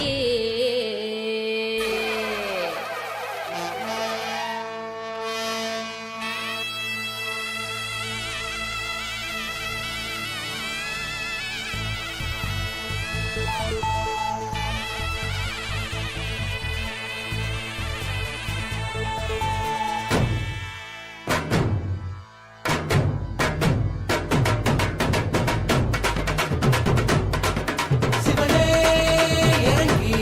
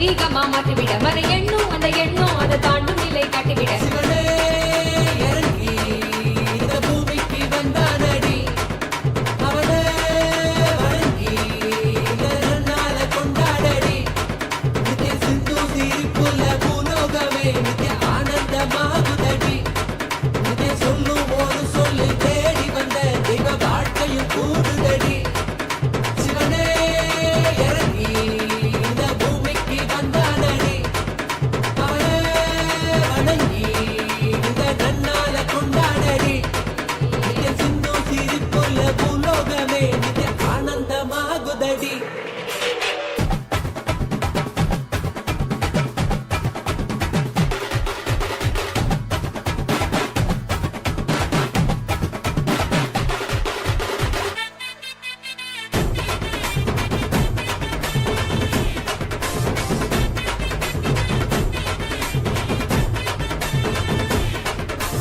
ஆதி சிவபாதமத லோகமெல்லாம் மீண்டும் ஒரு ஞான குருவாக வர வேண்டுதல் கேட்க கேட்ட வரம் தந்து குரு நித்யானந்தனாக நம்ம சாமி அவர் கருணையில வந்து பிறக்க கேட்கும் யாவையுமே கல்பதருவாய் கருணையோடு அருள் செய்து முடிக்க அவனை நாடி வந்த பக்தருக்கு ஞானம் கொடுக்க நித்திய மனுஷனில் தெய்வம் ஒன்று நாம உணர நாடி வந்த பக்தருக்கு ஞானம் கொடுக்க நித்திய மனுஷனில் தெய்வம் ஒன்று நாம உணர சிவனே இறங்கி இந்த பூமிக்கு வந்தானடி அவனே வணங்கி இந்த நன்னால கொண்டாடடி நித்திய சிந்து சிரிப்புல பூலோகமே நித்திய ஆனந்தமாகுதடி நித்திய சொல்லும் ஒரு சொல்லு தேடி வந்த தெய்வ வாழ்க்கையும் கூடுதடி சிவனே இறங்கி இந்த பூமிக்கு வந்தானடி அவனே வணங்கி இந்த நன்னால கொண்டாடடி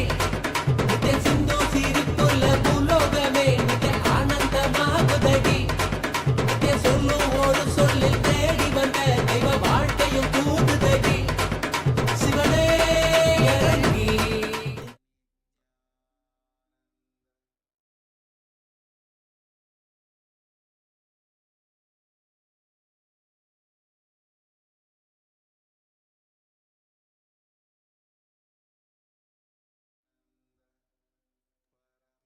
Yes. So you can now take another measurement of the weight of the object using the same method and see if you have succeeded in this power manifestation. Keep in mind, the strength of your power manifestation is the strength of the powerful cognitions that you manifest. So now when you sit for this power manifestation, it shows you how much of powerful cognitions you have already manifested, how complete you are. You may be seeing that throughout the power manifestation, some kind of a subtle blind spot is going on inside. So if you bring awareness to yourself during this time, you can see, you can diagnose yourself, and you can see what is stopping you from experiencing oneness with Swamiji.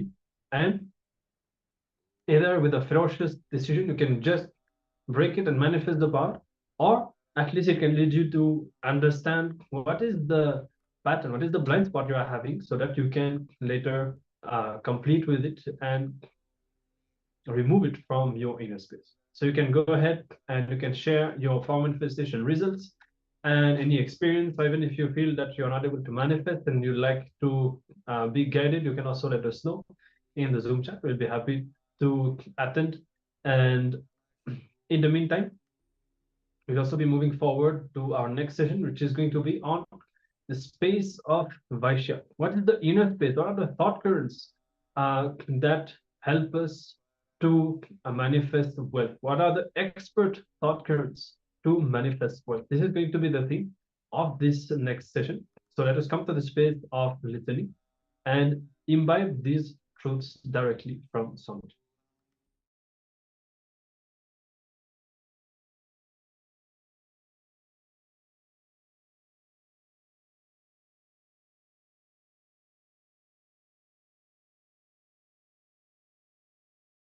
To teach the science and knowledge to more and more people, to more and more, so I don't bother.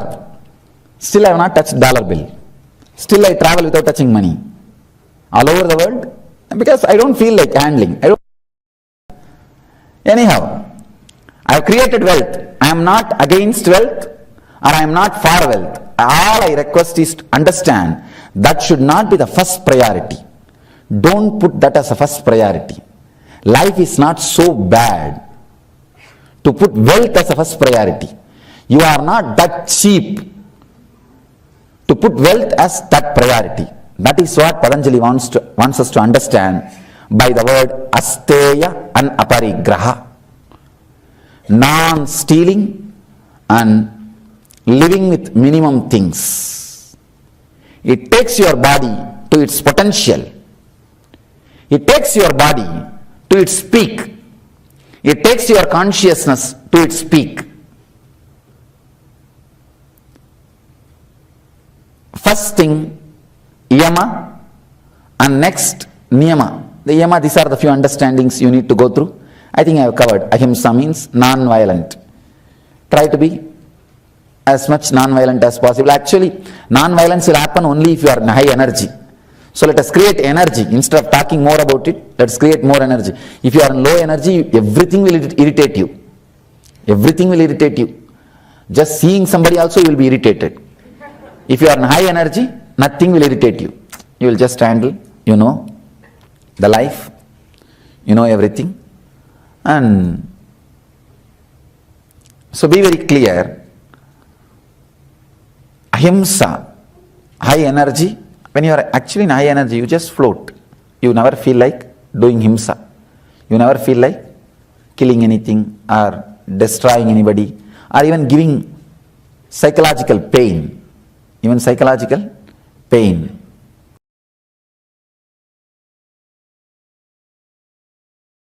Advaitic activism. Please understand. Let me define activism.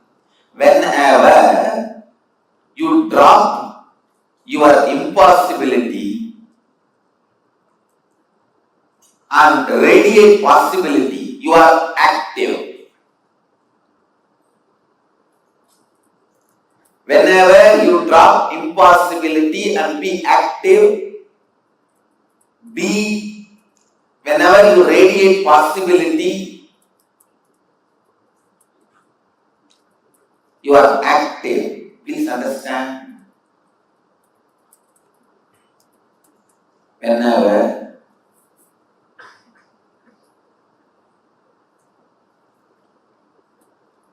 you forget the concept of impossibility, radiate possibility, you become active in that. Listen. Why sometimes you become active? Why sometimes you are not active? Why sometimes suddenly you have so much of possibility in you? Why sometimes you don't have the possibility, you are feeling all the time impossibility? Why?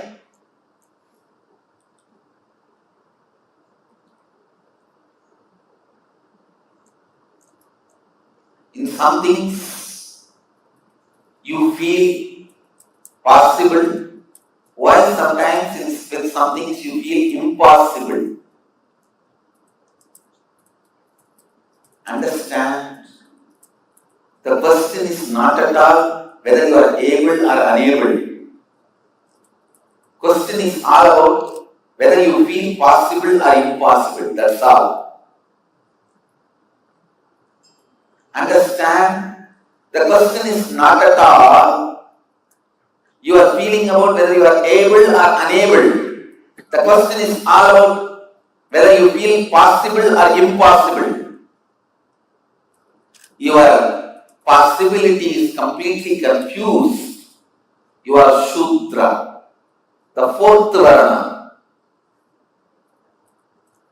For money, suddenly everything becomes possible for you. The moment you hear money, honey, money, honey, everything becomes possible for you. Yes. Then you are Vaishya. Power, name and fame, reward, moment that carrot of power, name and fame, reward is dangled in front of you, and you get into the space of possible, you are a Kshatriya. Knowledge, inspiration. The moment you see that probability and everything becomes possible for you, you are a Brahmana.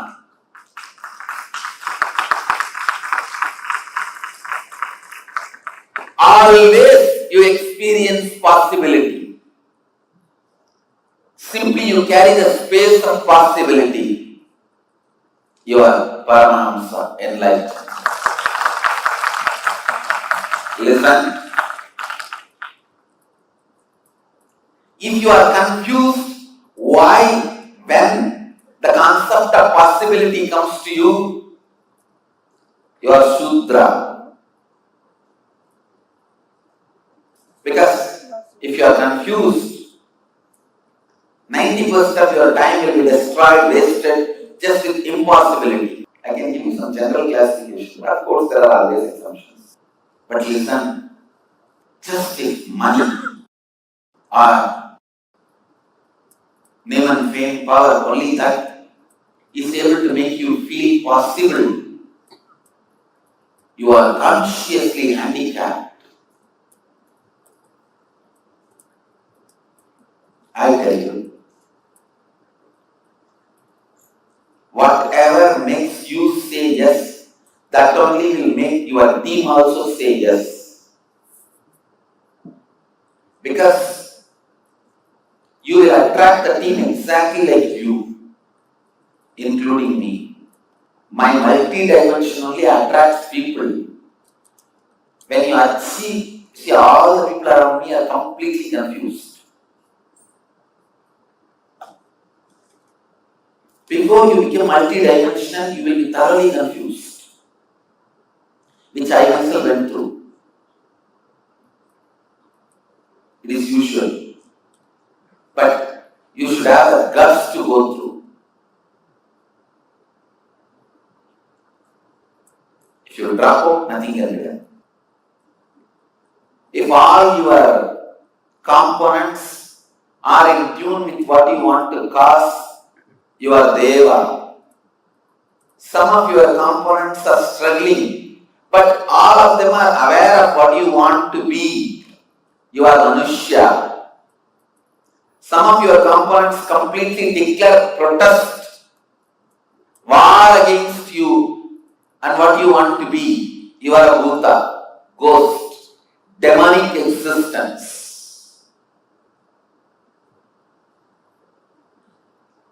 For example, I am giving you one example. Your Sukshma Sarira and Karana Sarira, these two are responsible for deep sleep and early morning freshness. If both of them are completely in tune with you, morning 3:30 you are out of bed, jumping, excited to go for Akada, you are Deva Sarira. They both know you have to go and they really want to cooperate with you, but they are a little struggling.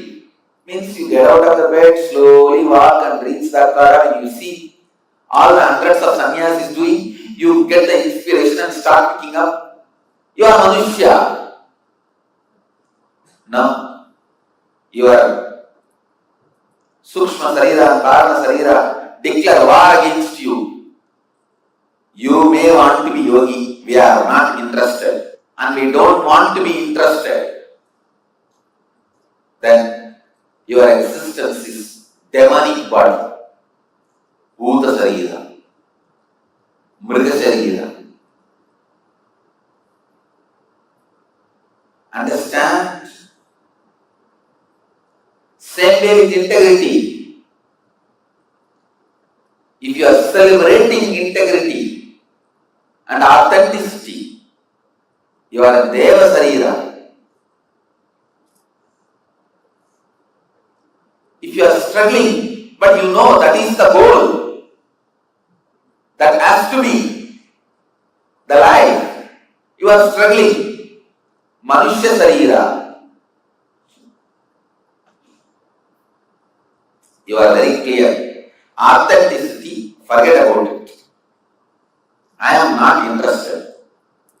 Somehow I wanted to push my life like this and cheat as long as I can and die. Completely some part of you is declaring war against this very concept of authenticity and integrity. Then you are in Paishasa Sarira, the Rakshasa Sarira, demonic body. The space of possibility does not come after you logically analyze your ability and probability. Please listen. The space of possibility comes from the strength of your completion, power of your completion, not after analyzing ability and probabilities.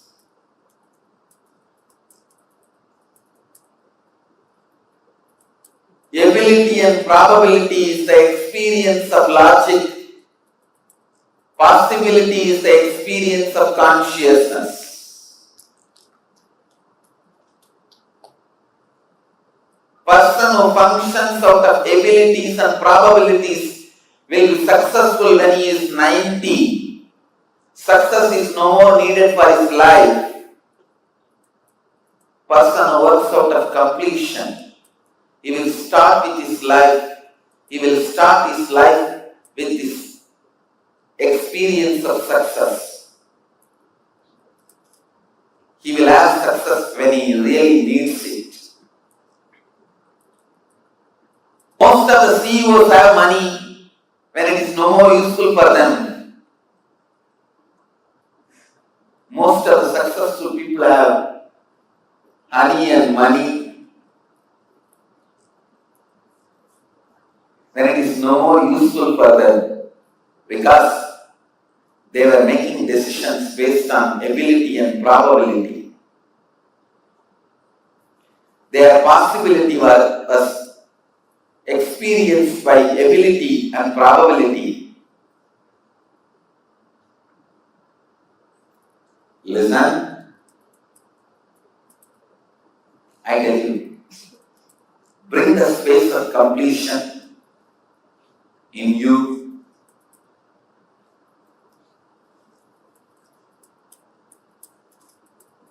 And let the possibility become the cognition from the space of completion. I tell you, if you suddenly feel your inner space is too clouded, too loaded, with too many confusion, incompletion, declare 21 days, nirahara and completion. I tell you, nirahara and completion will do so much good. It will bring you back to the Advaita space again. Living just by liquid diet and continuously completing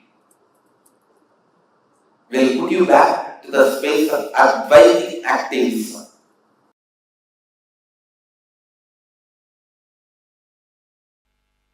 Anything which you don't understand in the life, where your logic is not ready to penetrate, be very clear, it is simply incompletion which your logic does not want to see. Listen. Anything in your life you don't understand, you are not able to grasp, is the incompletion which you don't want to look in. Your consciousness by its nature is Swabhava Swayam Prakasa, by its nature self-effulgent, Swayam Prakasa, self-shining. So there is no such thing which you can't understand in the life. Whether it is which graha moving where, which star moving which direction, or how to use your remote control and operate the TV in front of you, or the various aspects of the electronic gadget which you newly bought. Anything, please understand, anything, your logic is Swayam Prakasa, to locate, to look. Whether understanding a law book or understanding a musical instrument or understanding some truths about botany or biology or zoology, understand the truth is your consciousness is self-effulgent. If you are not able to understand something, it is your own incompletions, you don't want to look in. Understand that at least. At least know the right reason for your powerlessness. You can complete that and get out of it.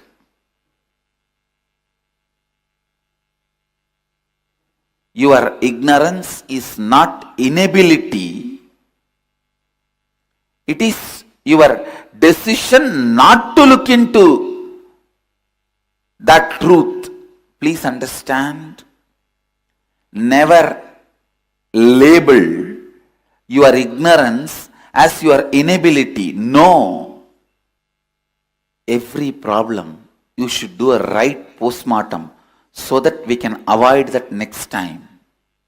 Every accident we should do the right postmortem so that we should avoid that, we can develop system to avoid that later.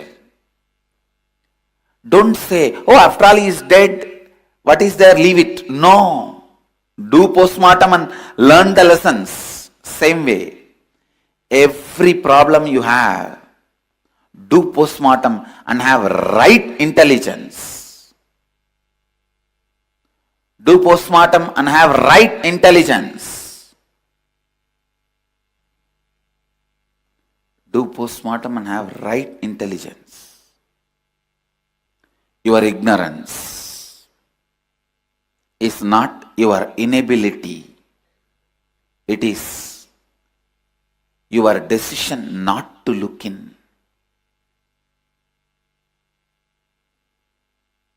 Your incompletion, your decision not to look in. Understand, your decision not to look in is your ignorance. I wanted to repeat it.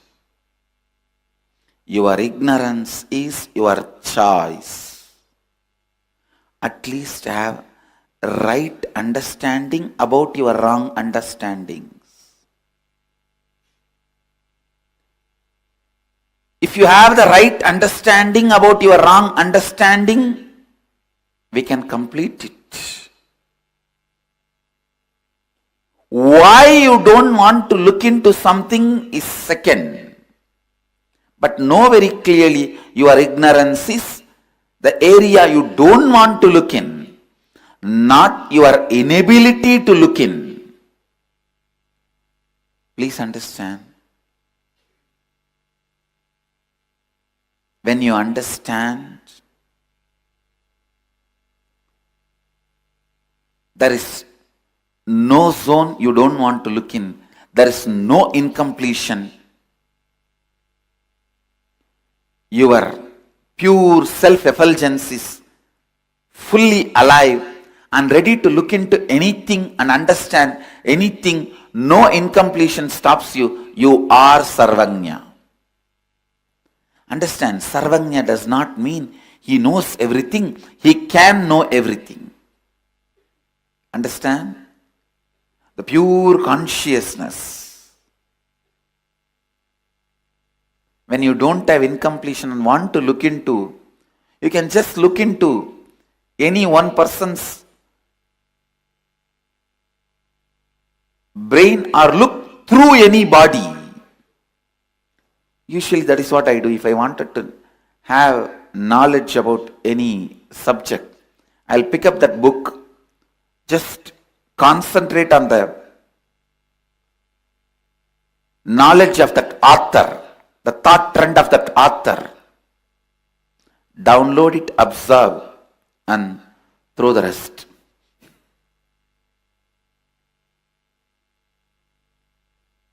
Not for pride. Even now I am telling you, I challenge, get me any book in the world, whether it is about astronomy, astrology, gemology, zoology, botany, biology, law, anything. In few hours, I'll give you the essence, thought trend of the whole book. Because in Vedic tradition, when you don't have incompletions, you can look into anything. You can know anything.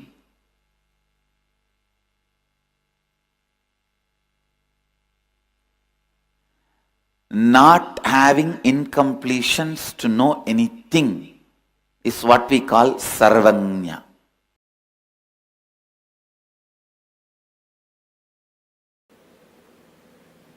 First, look in. Look in.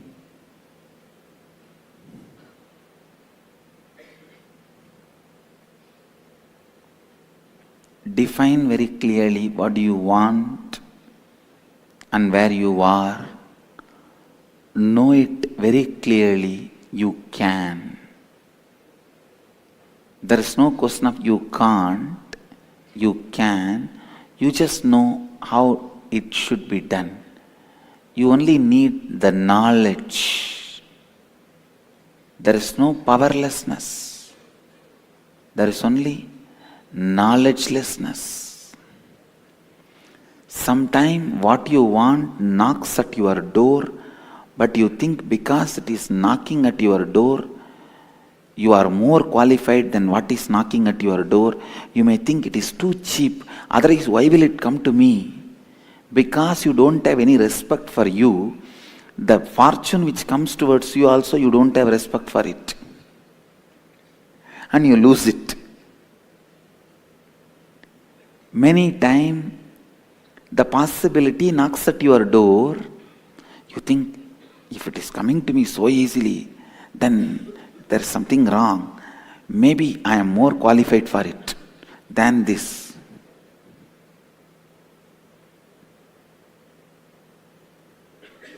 What a pattern. What a pity. It is so funny. That's the right word I'll use. So funny. When you know what you need to achieve and where you are, and you know it is possible, I tell you, that is the space where responsibility grows. You know, I'll do it. I am doing it. I'll do it and I am doing it.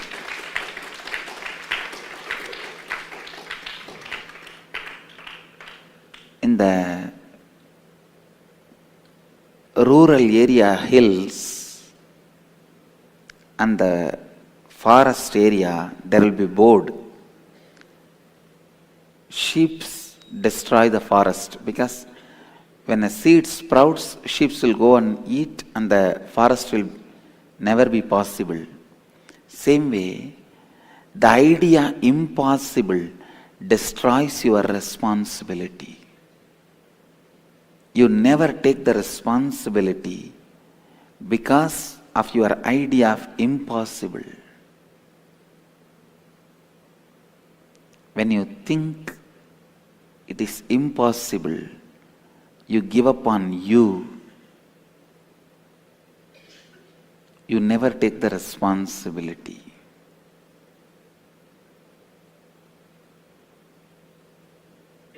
What you want, where you are, and how transformation can happen. First, if you know it will happen, it is possible. You just know how to take the responsibility, and you take the responsibility, that's all.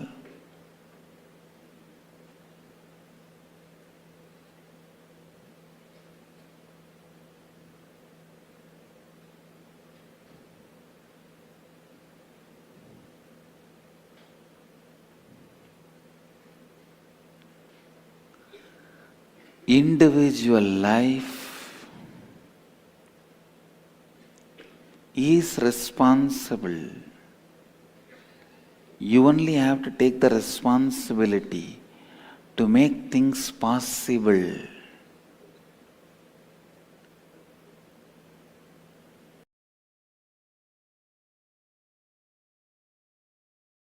When your cognition depth is established in the completion, from that completion the ideas of richness you create will simply become reality. From that completion, the idea of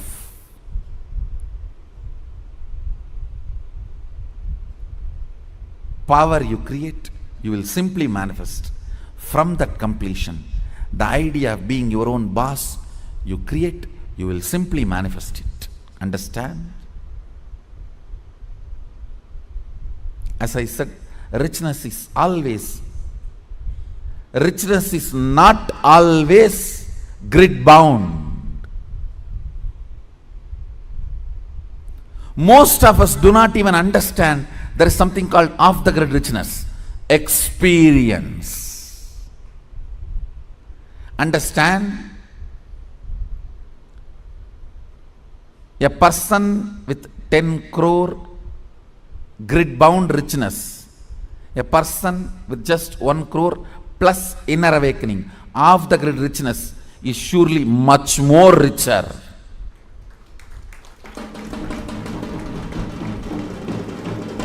Understand? Unfortunately, if you cognize the idea of richness, if you think, if you create theories and theologies of richness, when you are perceiving poverty in your life, you will only think 10 crore is richness, not the off the grid richness, the experiences as richness of your life. I have seen these stinking fellows.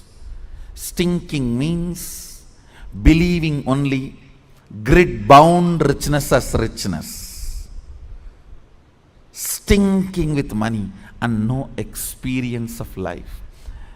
When you leave the earth, when you leave the planet, your experiences carry you, not the grid bound wealth. Understand? Grid bound wealth is useful as long as you are grid bound. Death is the greatest freedom you receive from the grid.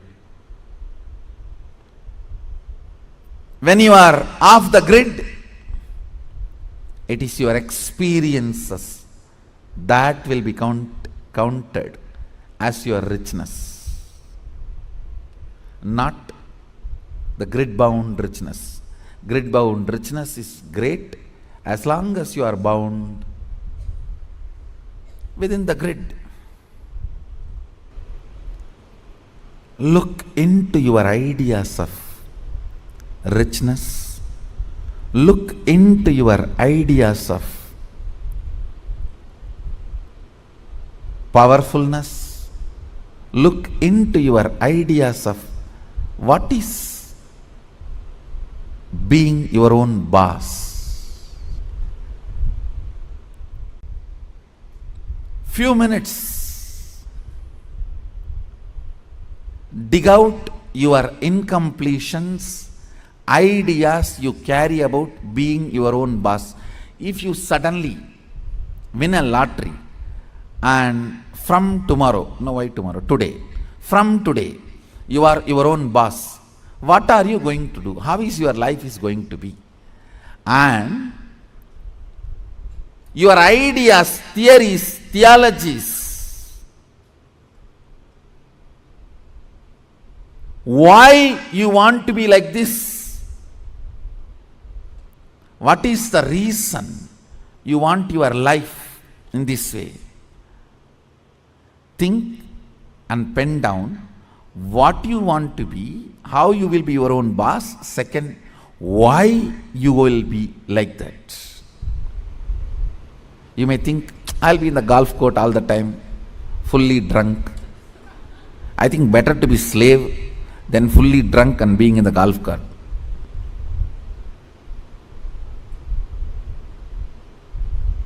Why you want to be like that? Because that is what is your idea of being your own boss when you were slave.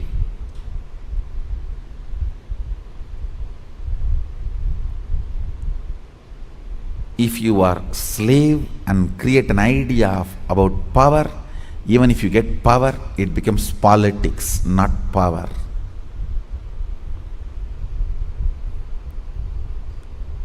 If you have an idea of poverty and you get wealth, you don't become wealthy. Wealth stinks around you. When I was in the Ramakrishna Mat, once I missed morning Manglarati. Manglarati is supposed to be 5 o'clock. I missed Manglarati. I did not try to find out what is the reason, what must be the pattern, I should complete with it. No QTPI analysis. No.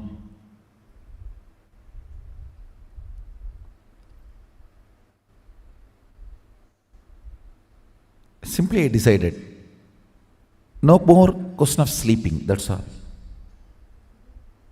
Tie the rope on the shika, tie it on the cart, over. Sit. Only if you sleep, you will miss morning Mangalarti. Stop sleeping, that's all.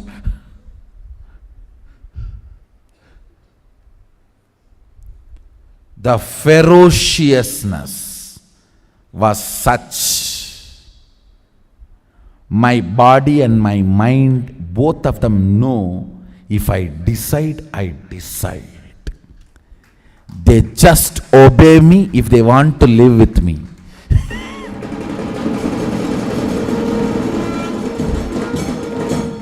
Understand, both of them know, they simply obey me if they want to live with me. Never again, ever, I missed my morning Mangalarati. It's not that I completely stopped sleeping. Maybe next few days I didn't sleep. But the body and mind learnt the lesson. This guy cannot be bent. He cannot be bent. You simply have to listen to him. You simply have to obey him. If you want to live with him,